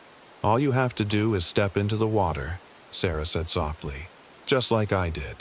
It's not painful, Lily. It's like going to sleep, like slipping into a warm bath. And then we'll be together forever, the way we were always meant to be. Part of me wanted nothing more than to follow her into that dark water, to end the year of grief and guilt that had been eating me alive since the day she drowned. Sarah was here, alive and perfect and offering me everything I'd dreamed of during those long, lonely nights when the weight of her absence threatened to crush me. But as I stood there on the muddy shore, looking into water so dark I couldn't see the bottom, something inside me rebelled. This wasn't right. This wasn't Sarah, no matter how perfectly she'd been recreated. My sister would never ask me to die for her, would never use my grief and love to lure me into whatever lay beneath the surface of this impossible lake. You're not her, I whispered, pulling my hand free from her grip. You're something else, something that's been feeding on my grief and using my memories to create this illusion. The thing that looked like Sarah frowned, and for just a moment I caught a glimpse of something else underneath the familiar features. Something ancient and hungry and utterly alien. Then the mask slipped back into place, and she was my sister again, hurt and confused. Lily, it's me. I know it's hard to believe, but no. I backed away from the water's edge, away from the thing wearing my sister's face. Sarah would want me to live. She'd want me to find a way to be happy again, not throw my life away chasing after ghosts. The creature's expression hardened, and when she spoke, her voice carried an echo of that hollow, emotionless tone I'd heard in the forest. You came here, Lily. You opened the door with your grief and your guilt and your desperate need to see me again. You can't just walk away now. Watch me. I turned and ran, crashing through the cypress trees and Spanish moss, leaving the lake and the thing that wasn't my sister behind. I could hear it calling after me, its voice shifting between Sarah's warm tones and something altogether more disturbing. But I didn't look back. The forest seemed to fight me as I ran, branches catching at my clothes and roots rising up to trip me. More than once I found myself face to face with my doppelganger, standing motionless on the trail ahead with those empty eyes and that terrible, knowing smile. But each time I changed direction, found another path, refused to let fear or despair stop me from moving forward. I don't know how long I ran or how many false trails I followed, but eventually I burst through a line of trees and found myself back at my campsite. The RV sat exactly where I'd left it, and in the harsh afternoon sunlight, the strange symbols carved into its siding looked less threatening, more like random scratches made by animals or falling branches. I climbed inside and grabbed my keys, not caring whether the engine would start or whether I had enough fuel to reach civilization. All that mattered was getting away from this place, away from the things that wore familiar faces and spoke with beloved voices, but carried nothing but hunger and malevolence beneath their borrowed skins. To my amazement, the RV started on the first try. I threw it into gear and tore out of the campsite, gravel spraying behind me as I raced down the narrow forest road toward the highway. In my rearview mirror, I could see figures standing at the edge of the clearing, multiple versions of myself, all watching with those same empty expressions as I fled. I drove straight through to Tampa, stopping only for gas and never looking back. I told myself it had all been a hallucination, a complete mental breakdown brought on by grief and isolation. The photographs I thought I'd found didn't exist. When I checked my jacket pocket, it was empty. The writing I'd done in my sleep was gone, flushed away and forgotten. The mysterious lake and the thing that looked like Sarah were just products of a mind pushed beyond its breaking point. But sometimes, late at night when I'm alone in my apartment, I catch glimpses of movement in my peripheral vision. Shapes that look familiar, faces in windows that shouldn't be there. And sometimes, when I'm standing in front of the bathroom mirror brushing my teeth or washing my face, I see her behind me, the other me, the one with empty eyes and that terrible, knowing smile. She's waiting, I think, waiting for me to lower my guard, to let grief and loneliness overwhelm my defenses again. Waiting for me to open that door and invite her back into my world. And the worst part is, on the really bad nights when the weight of Sarah's absence crushes down on me like a physical thing, I find myself wanting to let her in. Because even a hollow imitation of my sister is better than nothing at all. But I resist. I have to. Because I know now that some doors, once opened, can never be closed again. And whatever lives in the spaces between life and death, in the dark waters of impossible lakes hidden deep in haunted forests, is always hungry for more. I moved to a different city last month, changed my phone number, even dyed my hair a different color. But she follows me everywhere I go. I see her in crowds sometimes, standing perfectly still while people flow around her like water around a stone. She's in reflections that don't quite match my movements, in photographs where I appear twice, once normal and once with those empty, endless eyes. The grief counselor I've been seeing says I'm making progress, that the episodes are becoming less frequent. She thinks I'm healing from Sarah's death, learning to accept the reality of loss and move forward with my life. She doesn't know about the camping trip, about what I saw in Ocala National Forest. I tried to tell her once, but the words wouldn't come. How do you explain that you met yourself in the woods, that you were offered the chance to die and chose to live instead? Some nights I dream about the lake. I stand on its shores and watch shapes moving beneath the dark surface, and I know that one of them is Sarah, the real Sarah, trapped in that place between worlds, waiting for someone to join her in whatever existence she's found beyond death. Those dreams feel more real than waking life sometimes, and I wake up with the taste of lake water in my mouth and mud under my fingernails. I know she's still out there, my other self, growing stronger every time I let my guard down. She's learning, adapting, becoming more convincing in her mimicry of human behavior. And one day, when I'm at my weakest and most vulnerable, she'll make her move. She'll find a way to take my place in the world, and I'll be the one standing in the shadows with empty eyes and a hollow smile, waiting for the next grieving soul to lure into the darkness. The only thing that keeps me going is the knowledge that Sarah, the real Sarah, wouldn't want this for me. She'd want me to live, to find happiness again, to honor her memory by making the most of the life I still have. So I keep fighting, keep resisting the pull of that dark water and the promises whispered in my own voice. But I'm tired, so very tired. And sometimes, in the darkest hours before dawn when sleep won't come and the weight of existence feels unbearable, I find myself wondering if it would really be so terrible to let her win, to step aside and let something else take over the burden of being alive. I tell myself these are just thoughts, just the natural response to prolonged grief and trauma. But I know better. I know that every time I entertain these ideas, every time I let despair gain ground in my heart, I'm opening that door a little wider. I'm making it easier for the thing that wears my face to cross over from whatever realm it inhabits and claim the life it believes should be its own. The mirror in my bathroom has started showing two reflections again. Most of the time, they move in sync, perfect copies performing the same actions. But, occasionally, just for a split second, one of them will pause, will turn its head slightly and look directly at me with those empty, hungry eyes. She's getting stronger, more real, and I don't know how much longer I can keep her at bay. If you're reading this, If something happens to me and they find these words, know that I fought as hard as I could. Know that whatever takes my place afterward isn't really me, no matter how perfectly it mimics my voice and mannerisms. The real Lily Foster died a little bit every day for a year after losing her sister, and what remains is just the echo of a person, the ghost of someone who once knew how to live. Don't trust the woman who looks like me but smiles with too many teeth. Don't believe the stories she tells about camping trips and forest rangers and photographs that show impossible things. And whatever you do, don't follow her into the woods. Because once you open that door, once you let grief and loneliness guide your steps into that place where lost souls gather and hunger, you'll never find your way back to the world you knew.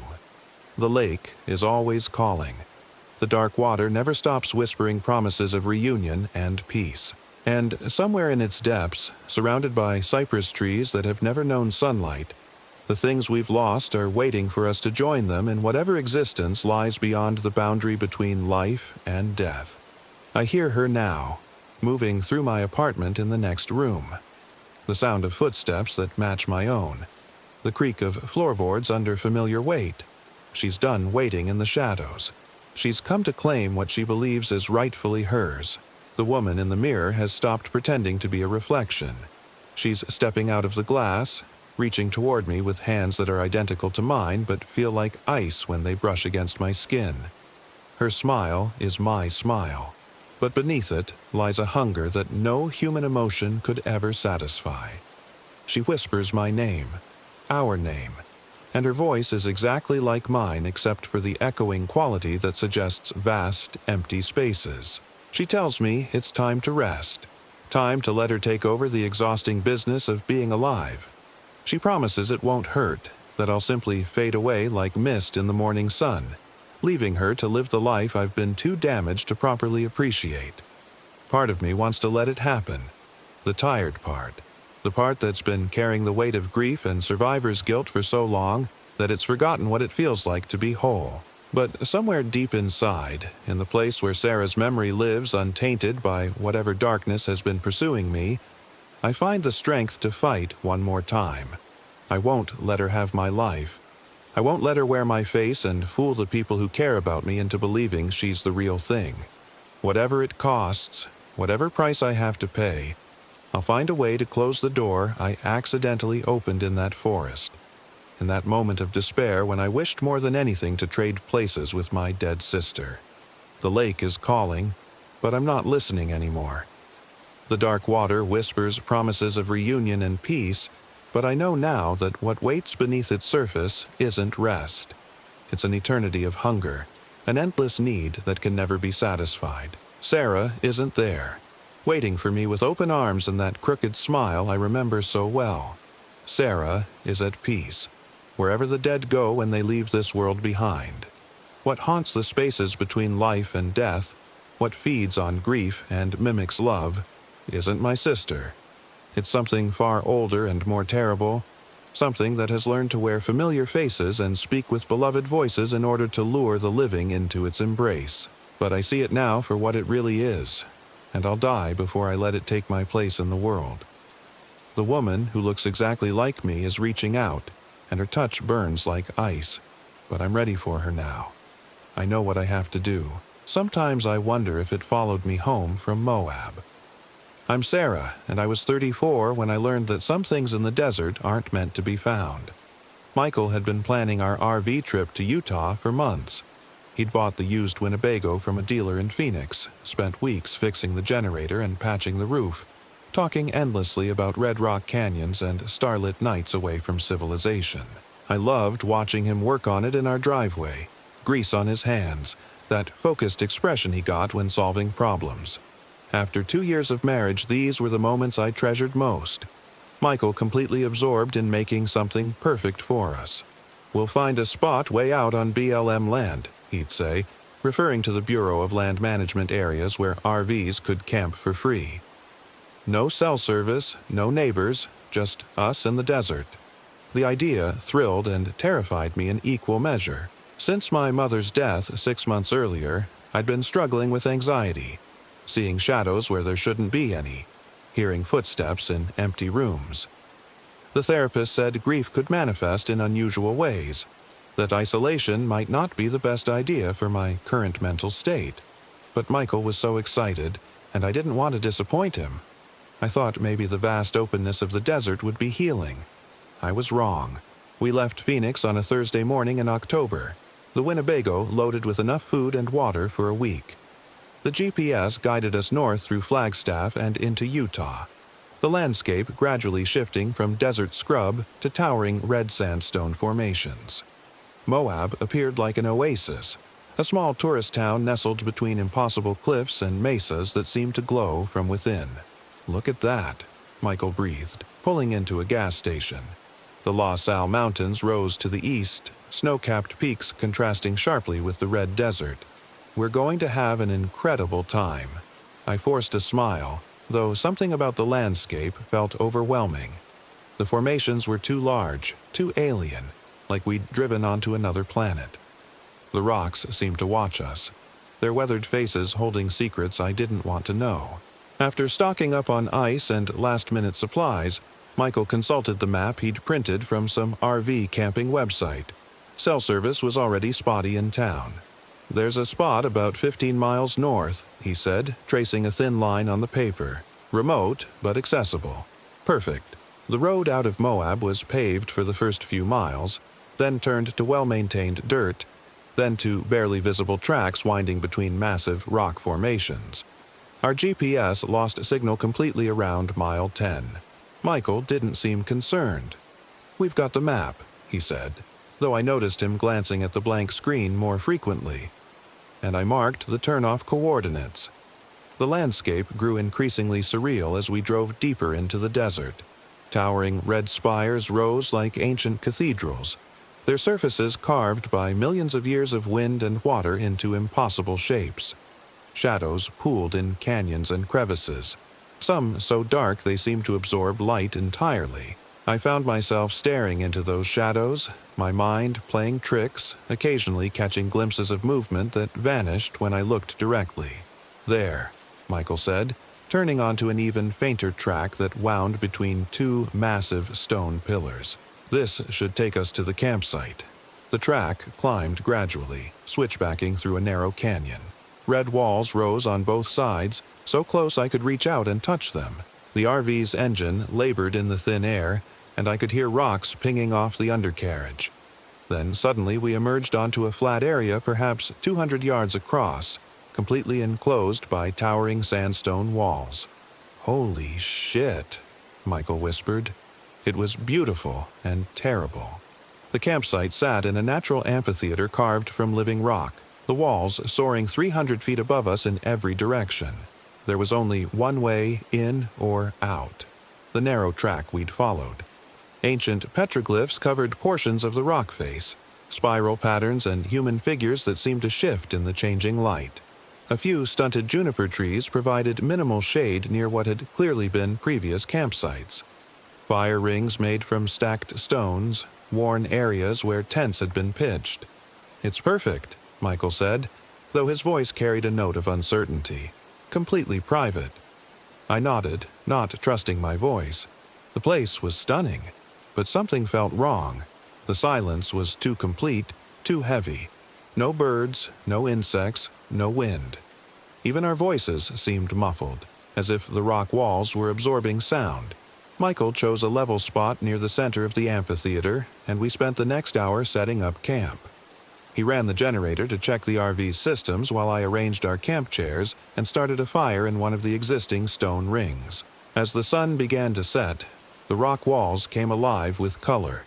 Deep reds shifting to purple, then to black as shadows crept across the stone. "Want a beer?" Michael asked, emerging from the RV with 2 bottles. We sat by the fire, watching stars appear in the narrow strip of sky above us.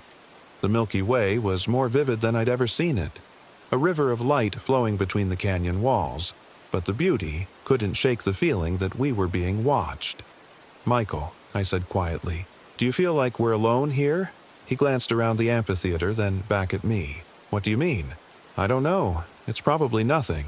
But it wasn't nothing. I could feel eyes on us, a prickling sensation between my shoulder blades.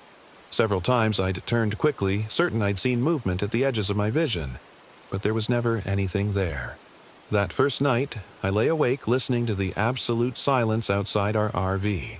Michael slept soundly beside me, but I couldn't shake the feeling that something was standing just outside, watching our windows. Twice I thought I heard footsteps on gravel, soft and careful, circling the RV. But when I looked out the windows, I saw nothing but darkness. I must have dozed eventually because I woke to Michael shaking my shoulder gently. "Sarah, you need to see this." Dawn was breaking above the canyon walls, painting the rock faces gold and rose. I followed Michael outside, expecting to see wildlife or some spectacular sunrise effect. Instead, he pointed to the ground around our RV. "Look at the tracks." In the soft dirt near our site, clear as day, were bare footprints. Human feet, but wrong somehow. The impressions were too deep, as if made by someone much heavier than they should be, and the spacing was off. The stride too long, the feet turned outward at an unnatural angle. "Someone was here last night," Michael said, his voice tight. "Walking around the RV." I knelt beside one of the clearer prints, my stomach knotting. The foot was the right size to be mine. "Michael, these look like yours, I know." He was already walking the perimeter, following the trail. "But that's impossible. You were with me all night." The footprints formed a complete circle around our RV, as if someone had walked slowly around and around, studying us. But there were no prints leading to or away from the circle. They simply began and ended at the same point, near our fire ring. "Maybe it's from yesterday," I said weakly, "when we were setting up camp." But even as I said it, I knew it wasn't true. I remembered exactly where I'd walked the day before, and it wasn't in this pattern. Besides, we'd both been wearing shoes. Michael was staring at the petroglyphs on the nearest wall. "Sarah, come look at this." I joined him at the base of the rock face. The ancient drawings were more numerous than I'd noticed the day before, covering nearly every accessible surface. Spiral patterns, animal figures, and humans with elongated limbs. But it was one particular petroglyph that made my blood freeze. Carved into the red sandstone, weathered but still clearly visible, was a figure standing beside what looked like a rectangular shelter. Another identical figure stood a few feet away, watching the first. Both figures had the same long hair, the same feminine shape. "It looks like you," Michael said quietly. "Both figures look like you." The resemblance was uncanny, but what chilled me more was the expression on the watching figure's face. Even in the primitive carving, I could see malevolence, hunger, something predatory and wrong. We spent the morning exploring the amphitheater, trying to shake off the unease.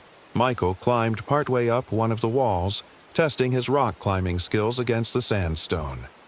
I gathered firewood from the sparse vegetation, always conscious of the petroglyph watching from the rock face. It was while I was stacking wood that I first saw her. Movement caught my eye near the far wall of the amphitheater, perhaps 100 yards away. I looked up and froze. A woman stood in the shadow of an overhang, partially concealed by a juniper tree. She appeared to be watching us, completely still. "Michael," I called, but when I glanced toward him on the rock wall, then back to the figure, she was gone. "What is it?" Michael called back. "I thought I saw someone." He scrambled down from the rocks and joined me, scanning the area where I'd pointed. "I don't see anyone." "Are you sure?" I wasn't sure of anything anymore. The figure had been too far away to make out details, but something about her posture, her hair, had seemed familiar, disturbingly familiar. That afternoon, while Michael worked on the RV's generator, I tried to read in my camp chair, but concentration was impossible. I kept glancing up, scanning the rock walls, the shadows between the junipers. Several more times I caught glimpses of movement, always at the edge of my vision, always gone when I looked directly. "Maybe we should head back to town," I suggested when Michael emerged from under the RV hood, grease on his hands. "Already? We just got here."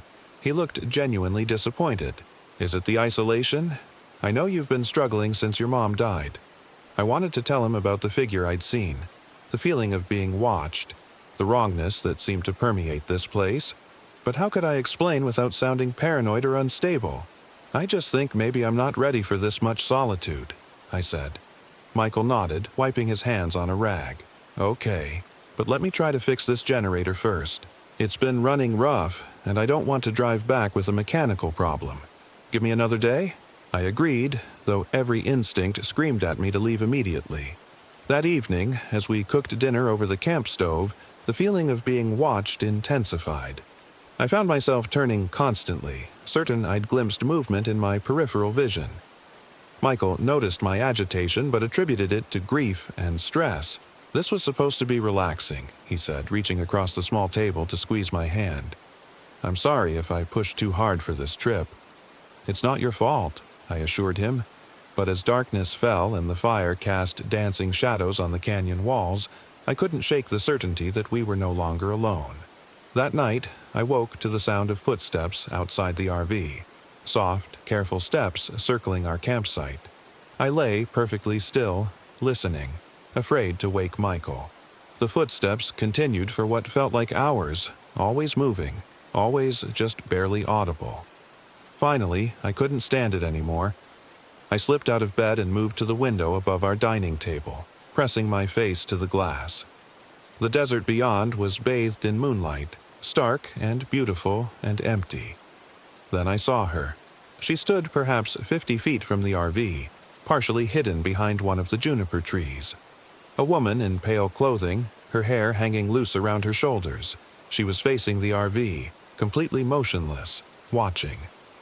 My heart hammered against my ribs as I stared at the figure. There was something wrong with her proportions, her posture. She stood too still, like a mannequin, and even at this distance in the uncertain moonlight, I could see her face. It was my face. I jerked back from the window, a cry strangling in my throat. When I looked again, she was gone. But I could still hear the footsteps, closer now, right outside the RV. "Michael," I whispered, shaking his shoulder. He woke groggily, blinking in the darkness. "What's wrong?" "There's someone outside, a woman. She was watching the RV." Michael sat up, immediately alert. He grabbed a flashlight from the nightstand and moved to the window. I pressed against him, looking over his shoulder as he swept the beam across our campsite. Nothing. Empty desert. Undisturbed shadows. "I don't see anyone," he said, but he was already pulling on his jeans. "I'll check outside." "No," I grabbed his arm. "Don't go out there. Sarah, if someone's bothering us, we need to... Please, just wait until morning." Michael looked at me with concern and growing confusion. "Okay, but you're really shaken up. Are you sure you saw someone?" I wanted to tell him that I'd seen myself, that the woman watching us had my face, my hair, my body, but the words wouldn't come. How could I explain something that made no sense even to me? We returned to bed, but I didn't sleep. I lay listening to every sound, every whisper of wind through the junipers, every settling noise from the RV's structure. Toward dawn, I finally dozed fitfully. I woke alone. Sunlight streamed through the RV's windows, indicating it was well past our usual wake-up time. Michael's side of the bed was empty and cold. I called his name, but got no response. The RV felt hollow, abandoned. I dressed quickly and stepped outside. Our campsite looked normal. Camp chairs still arranged around the dead fire, Michael's tools scattered near the generator housing where he'd been working. But the silence was absolute. No birds, no insects, no wind. Even the sound of my own breathing seemed muffled. "Michael," I called, my voice echoing off the rock walls. No answer. I walked the perimeter of our camp, looking for footprints or any sign of where he might have gone. Near the base of the south wall, I found disturbed sand and the impression of boot treads leading toward what looked like a crack in the rock face. The crack was wider than it appeared from a distance, perhaps 3 feet across, extending upward into darkness. I could see scuff marks on the stone where someone had squeezed through. Michael's footprints led directly to the opening. "Michael, are you in there?" My voice disappeared into the crack without even an echo. A cool breeze flowed from the opening, carrying scents of damp stone and something else, something organic and unpleasant. I returned to the RV for a flashlight, my mind racing. Michael was an experienced hiker and rock climber, But he wouldn't have gone exploring alone without telling me, unless something had drawn him out during the night, something he'd seen or heard. Back at the crack in the wall, I aimed the flashlight beam into the opening. The passage extended back into the rock for at least 20 feet before curving out of sight. The walls were smooth, carved by water over millennia, and covered with more petroglyphs. I squeezed through the opening, my heart pounding. The passage was narrow but navigable, though the ceiling dropped so low in places that I had to duck. The petroglyphs were everywhere. Human figures, animals, and strange spiral patterns that seemed to move in the dancing flashlight beam. After perhaps 40 feet, the passage opened into a large chamber. I swept the flashlight across the space, trying to understand what I was seeing. The chamber was roughly circular, perhaps 30 feet in diameter, with a domed ceiling that disappeared into darkness above.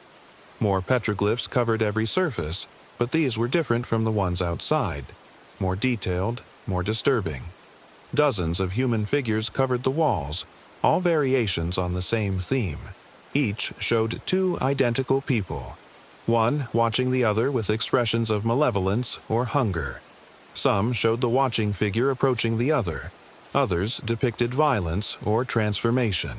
And in the center of the chamber, carved into the stone floor, was a perfect spiral pattern perhaps 6 feet across. At the center of the spiral lay Michael's flashlight. "Michael," I called, but my voice was swallowed by the stone dome. I approached the spiral cautiously, flashlight beam playing across the intricate carvings. The pattern was hypnotic, drawing the eye inward toward the center where Michael's flashlight rested. As I got closer, I noticed dark stains on the stone. Not recent, but not ancient either. The stains formed their own pattern, as if liquid had been poured or spilled in specific configurations. I picked up Michael's flashlight, noting that it was still warm. He'd been here recently, but where was he now? A sound from the passage behind me made me spin around. A soft scraping, like someone squeezing through the narrow entrance. I aimed my flashlight at the opening and called out, "Michael, is that you?"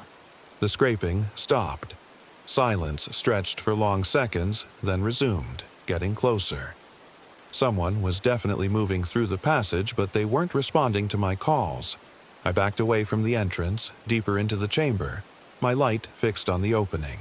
The scraping grew louder, accompanied now by an odd dragging sound, as if whoever was coming was having difficulty navigating the narrow space. A figure appeared in the entrance to the chamber. It was Michael, but wrong. He stood in the opening, illuminated by my flashlight beam, wearing the same clothes he'd had on the night before, but his posture was off. Too rigid, too still. And his face. Michael's face wore an expression I'd never seen before. A slight smile that didn't reach his eyes, which stared at me with cold, predatory interest. He didn't blink, didn't move, just stood there watching me like I was something to be studied. "Michael," I whispered, "are you okay?" The thing wearing Michael's face tilted its head slightly, the unnatural smile widening. When it spoke, it was Michael's voice, but the cadence was wrong. Too slow, too measured. "Sarah, I've been waiting for you." Every instinct screamed at me to run, but there was nowhere to go. The chamber had only one entrance, and Michael, or whatever this was, blocked it completely. "You seem afraid," Not Michael continued, taking a step into the chamber. Its movement was off, too fluid, like it wasn't quite used to controlling Michael's body. "There's no reason to be afraid. I've been watching you for so long." "What are you?" I managed. The smile widened further, showing too many teeth. "I'm you, Sarah. I'm the part of you that watches from the shadows, the part that sees what you refuse to acknowledge. I've been waiting for you to come here, to this place of reflection and transformation." It took another step forward, and I could see that its eyes were wrong. They reflected my flashlight beam like an animal's, showing depths that shouldn't exist in human eyes. "Where's Michael?" I demanded, backing further into the chamber. "Michael served his purpose. He brought you here, to this place where the boundary is thin, where I can finally step through."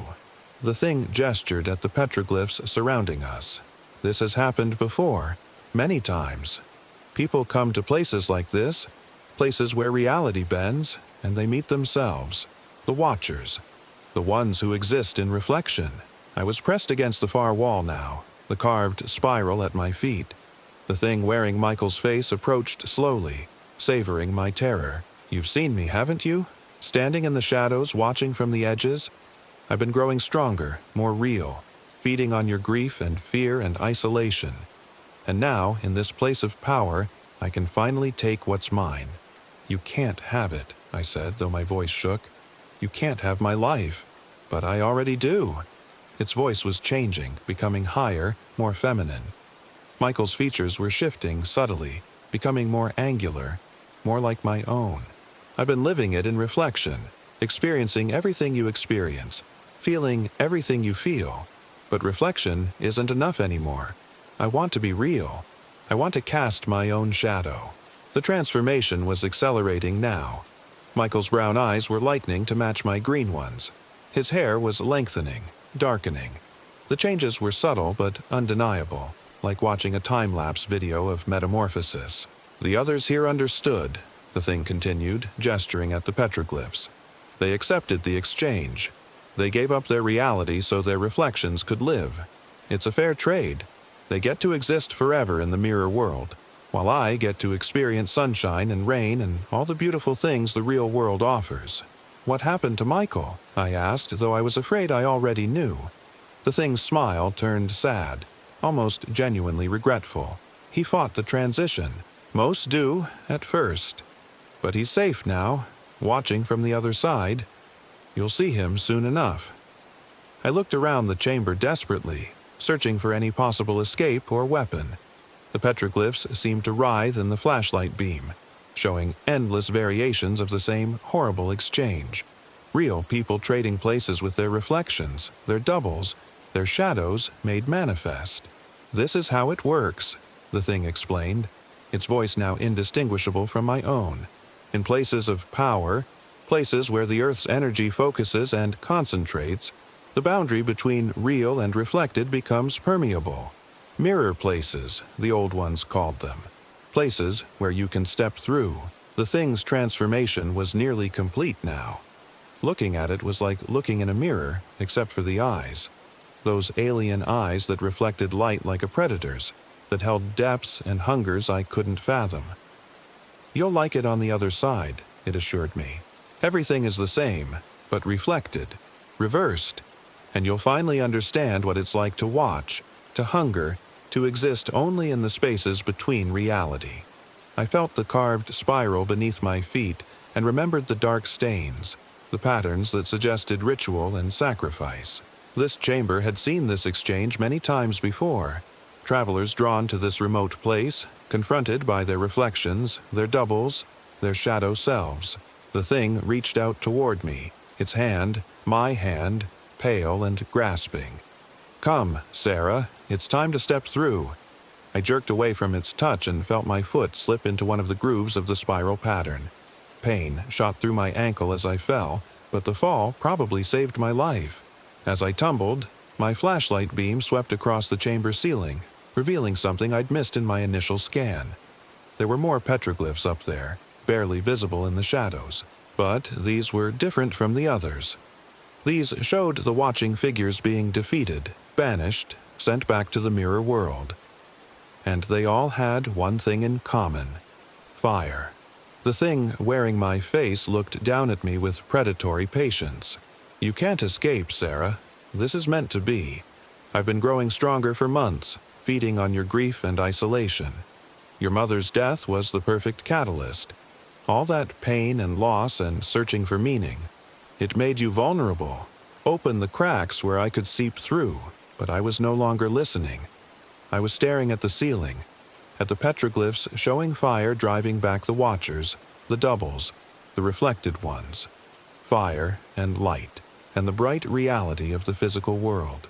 My flashlight was dying, the beam growing dimmer. Soon, I'd be trapped in darkness with this thing, this predatory reflection that wanted to steal my life. But I had one more source of light. I pulled the spare flashlight from my pocket, Michael's flashlight still warm from his touch. As I gripped it, I felt a moment of connection, as if some part of him was still present, still fighting.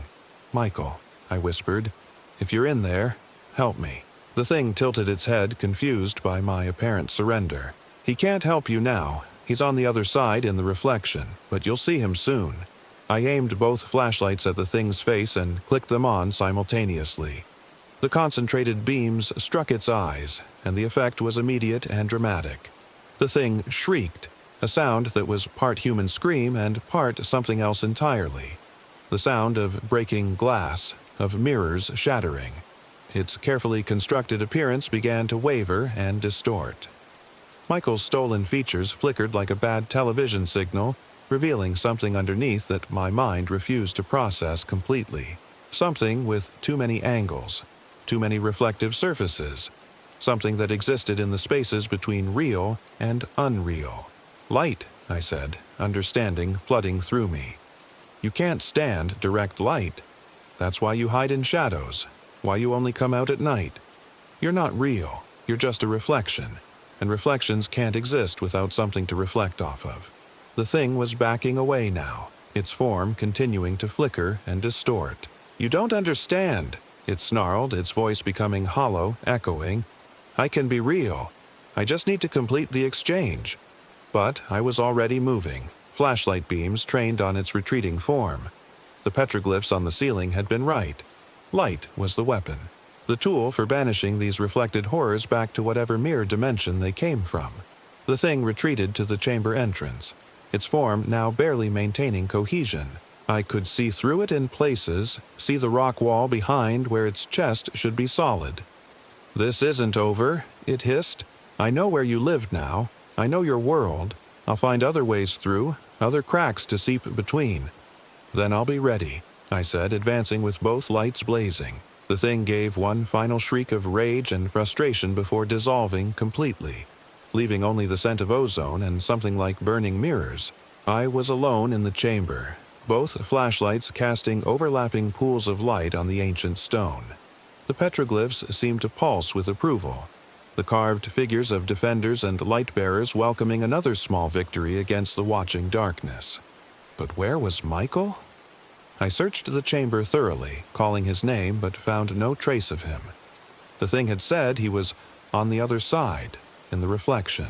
But what did that mean? Was he dead? Trapped somehow in whatever mirror dimension these creatures came from? I spent another hour exploring the chamber and the passage leading back to the surface, but found nothing. No sign of struggle, no indication of what had happened to my husband. It was as if he'd simply stepped out of reality entirely. Finally, with both flashlights beginning to dim and no other options, I made my way back through the narrow passage to the outside world. The amphitheater felt different now, less oppressive, less watched. The petroglyphs on the outer walls seemed harmless, just ancient art rather than warnings or instructions. But our campsite told a different story. Michael's belongings were gone, not just moved or scattered, completely absent. His clothes, his tools, his toiletries, even his coffee cup from the night before. The RV showed no signs that a second person had ever been there. Only my things remained, arranged as if I'd been camping alone the entire time. I searched frantically through every compartment, every storage space, looking for some trace of Michael's presence. But there was nothing. According to the physical evidence, I had driven to this remote canyon alone and spent 2 days by myself. Except for the footprints. They were still there in the dirt around our campsite. Bare footprints in my size, forming that perfect circle around where the RV was parked. But now I understood what they represented. They weren't my footprints from setup or exploration. They were the tracks of the Watcher, the reflection, the thing that had been circling our camp and studying us, learning to mimic human behavior, learning to mimic me. I packed up camp with mechanical efficiency, my mind numb with shock and loss. The generator that Michael had been working on started immediately, purring with perfect efficiency. The RV showed no signs of mechanical problems at all. The drive back to Moab was a nightmare of confusion and disorientation. My GPS remained dead, but the printed map that should have guided us back showed only blank areas where our campsite had been. According to the map, There was no access road, no camping area, nothing but solid rock formations for miles in every direction. I followed tire tracks and instinct, taking turns that felt right even when they contradicted the useless map. Several times I found myself on roads that seemed familiar but couldn't be right. Roads that curved in impossible directions or led to vistas I was certain I'd never seen before. It took 6 hours to cover what should have been a 15-mile journey. When I finally reached pavement and cell service, I was shaking with exhaustion and terror. The first thing I did was call Michael's number, praying he would answer, that somehow this would all turn out to be a misunderstanding or elaborate prank. His phone went straight to voicemail, a voicemail that no longer existed. The number had been disconnected. I drove straight to the Moab police station, but my story made no sense even to me. I told them my husband was missing, that we'd been camping together and he'd vanished overnight. But when they asked for details, where we'd been camping, when we'd arrived, why there was no record of Michael's presence in any of our recent activities, I had no good answers. The officer who took my statement was patient but clearly skeptical. "Ma'am, according to your RV registration and your gas receipts, you've been traveling alone this entire time. Are you sure you didn't just imagine your husband was with you?"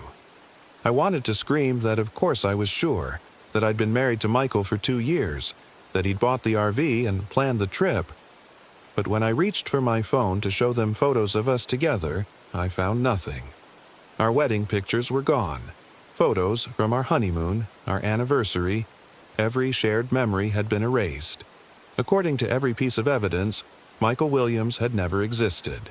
The drive back to Phoenix was a blur of highways and rest stops, my mind cycling endlessly through possible explanations.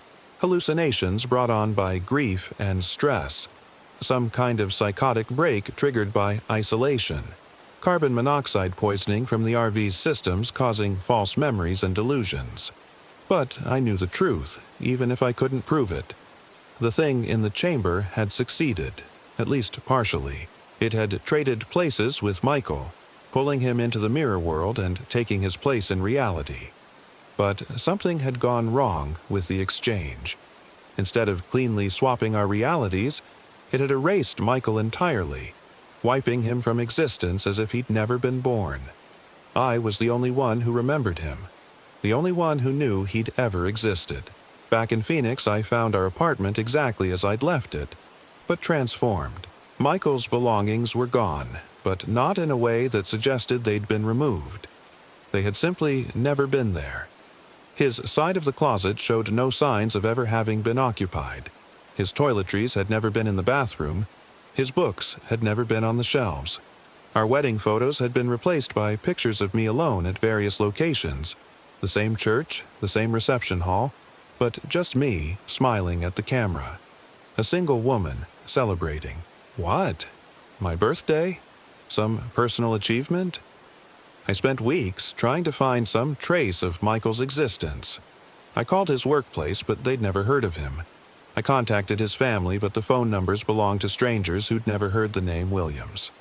I searched social media, public records, anything that might prove Michael had once been real. Nothing. The only evidence of his existence was in my own memories.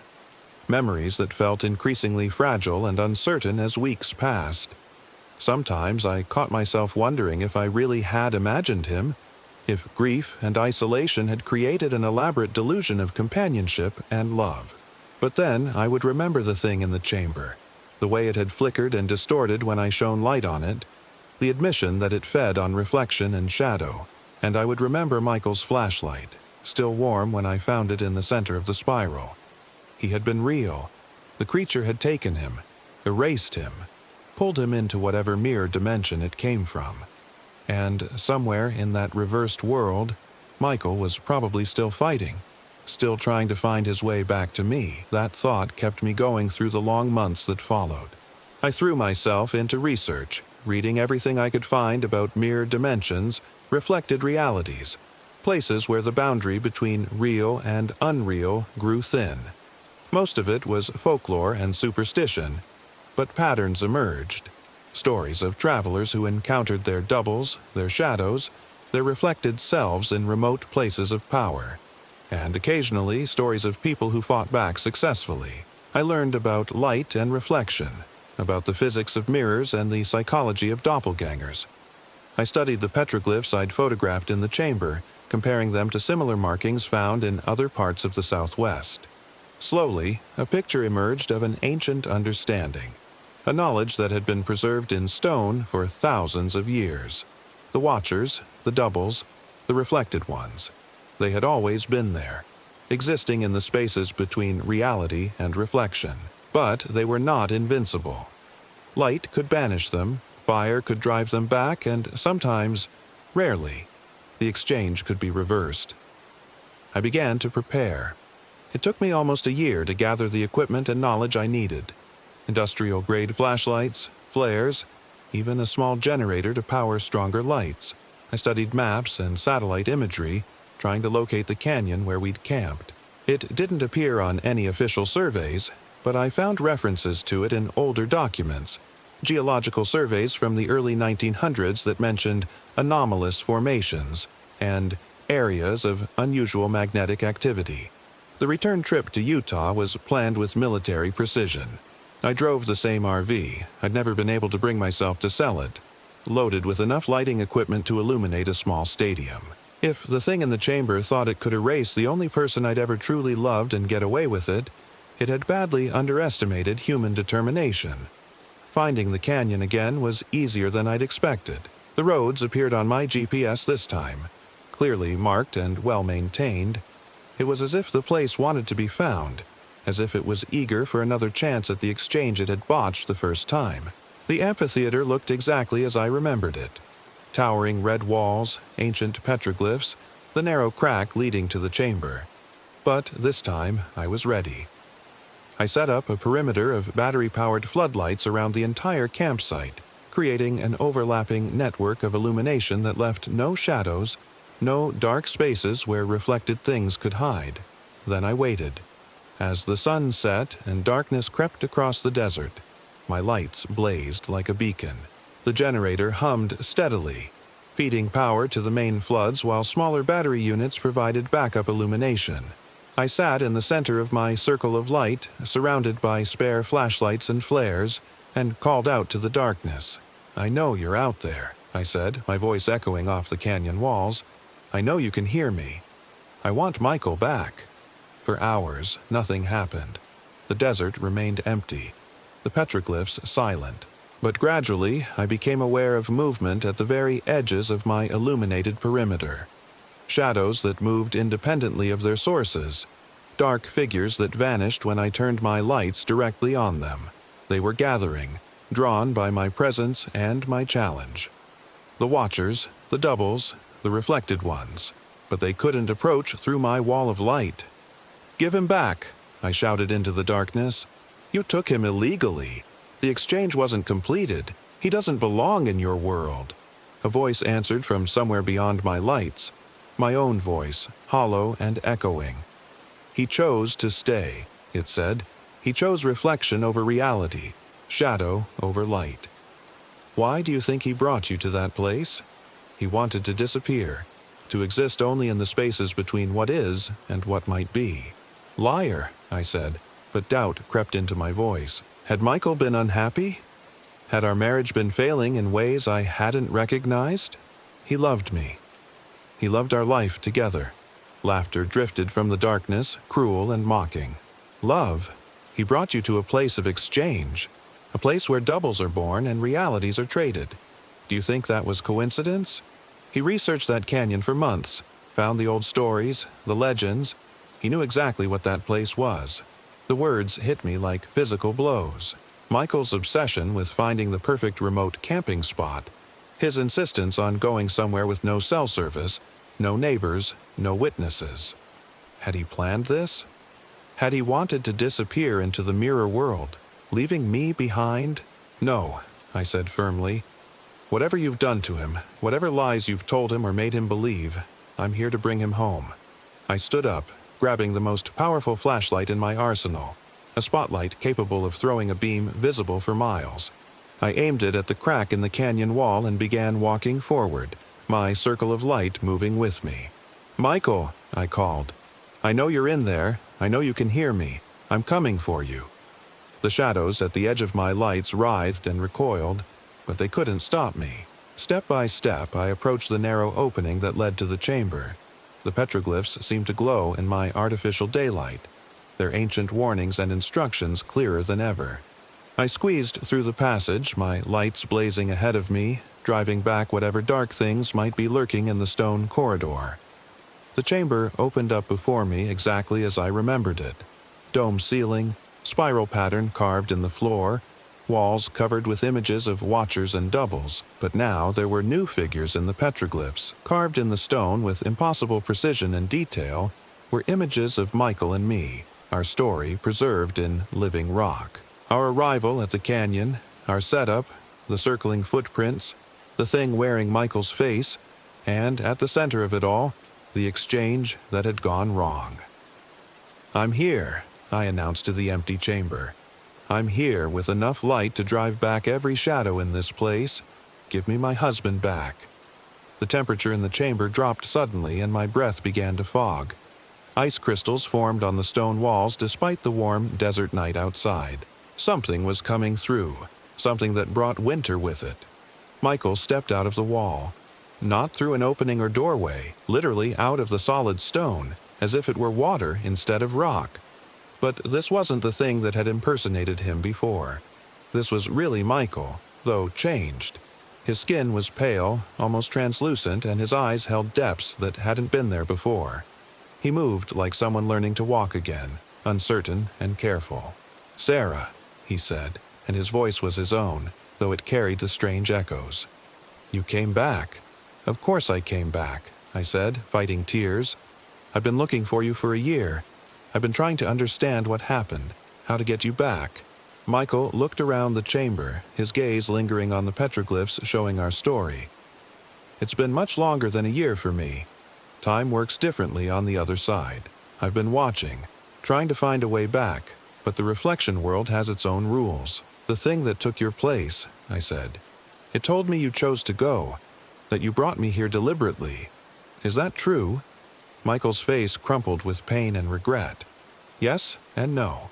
I did research the canyon. I did know what it was, but not because I wanted to disappear. I thought I could control it, use it somehow. I've been having dreams, Sarah. Dreams where I saw myself watching me from mirrors, from windows, from dark water. I thought if I came here, to a place of power, I could confront it directly. Instead, it confronted you. It was stronger than I expected, more real, and it fed on my doubts, my fears about our relationship, about whether I was good enough for you. It showed me all the ways I was failing you, all the ways you might be better off without me. By the time I realized what was happening, it was too late. I aimed my spotlight at the center of the chamber, where the spiral pattern carved in the floor seemed to pulse with its own inner light. "How do I get you back? How do we reverse the exchange?" "You don't understand," Michael said, and I could see through him now, see the stone wall behind his increasingly translucent form. "I don't think I can come back, not completely. I've been in the reflection world too long. I'm part of it now." "No," I said firmly, "I won't accept that. There has to be a way." Michael smiled sadly. "There might be, but it would require a different kind of exchange. Not trading places, but sharing. Existing partially in both worlds, never fully real in either." I understood immediately. "You mean becoming like them, like the Watchers." "Not like them. They're parasites feeding on reality from the outside. But there might be a way to exist in both worlds simultaneously, to be real and reflected at the same time. It would mean giving up normal life, normal existence. We could never have the life we planned." I looked around the chamber at the petroglyphs showing countless exchanges, countless tragic endings. But there, in the newest carvings, I could see another possibility. Figures that existed in both worlds, that cast shadows in reality and light in reflection. "Would we be together?" I asked. "Yes, always." "Then do it." Michael stepped toward me, his form solidifying as he approached my lights. "Are you sure?" Once we make this choice, there's no going back. We'll exist between worlds, never fully belonging to either. I thought of the empty apartment, the erased photos, the year of grief and searching and desperate loneliness. I thought of a life without Michael, a reality where he had never existed at all. I'm sure Michael reached out and took my hand. His touch was cold but real, substantial despite his translucent appearance. The moment our skin made contact, I felt the change begin. The chamber filled with light that didn't come from my flashlights, a soft, silvery radiance that emanated from the walls themselves. The petroglyphs began to move, showing the story of our choice, our decision to exist between realities rather than lose each other entirely. I felt myself becoming less solid, less anchored to the physical world. But, at the same time, I could sense new dimensions opening around us, new ways of existing that weren't bound by the normal rules of reality. We were becoming something new, something that had never been tried before. When the light faded, we stood together in the chamber, hand in hand, both of us translucent but real. I could feel Michael's presence more clearly than ever before, not just beside me but intertwined with me, sharing the same space between worlds. "It's done," he said, and his voice carried harmonics that hadn't been there before. We walked together back through the passage to the outside world. The desert looked the same, but different, as if I was seeing it through multiple filters simultaneously. My lights still blazed around the campsite, but they seemed unnecessary now. We existed in our own bubble of reality, our own space between the physical and the reflected.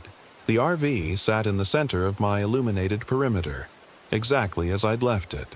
But now it seemed like a relic of another life, another existence we would never return to. We would need to learn new ways of being, new ways of interacting with a world where we were no longer fully present. "What happens now?" I asked. Michael squeezed my hand, his touch more real now that we shared the same state of existence. "Now, we learn to live between the mirrors. We find others like us, others who chose love over reality. We make a new kind of life." I nodded, understanding that this was not an ending, but a beginning. We had found a third option, a way to exist that neither the physical world nor the reflection world had expected. We were pioneers in a new kind of reality, explorers of the spaces between what is and what might be. As we walked away from the campsite, leaving behind the blazing lights and the empty RV, I felt a peace I hadn't known since the day Michael first disappeared. We were together again, and nothing, not death, not distance, not the hungry watchers that fed on reality, could separate us now. Sometimes I wonder if we made the right choice, if we should have found another way. But in the quiet moments between day and night, between real and reflected, when Michael and I exist in perfect harmony in the spaces between worlds, I know we chose correctly. We chose love over everything else. And in the end, that's the only choice that matters. The desert remembers us, and the canyon holds our story in its ancient stone. Future travelers will see our petroglyphs and understand that there is always another choice, always another way to exist when the normal rules fail. We are the watchers now, but we watch with love instead of hunger. And sometimes, when other couples arrive at the canyon facing impossible choices, we help them find the third option, the path between realities where love can transcend the boundaries of what is possible. The mirror world and the physical world continue their eternal dance, but we dance between them, casting shadows in both and belonging fully to neither. And we are finally, impossibly, eternally together.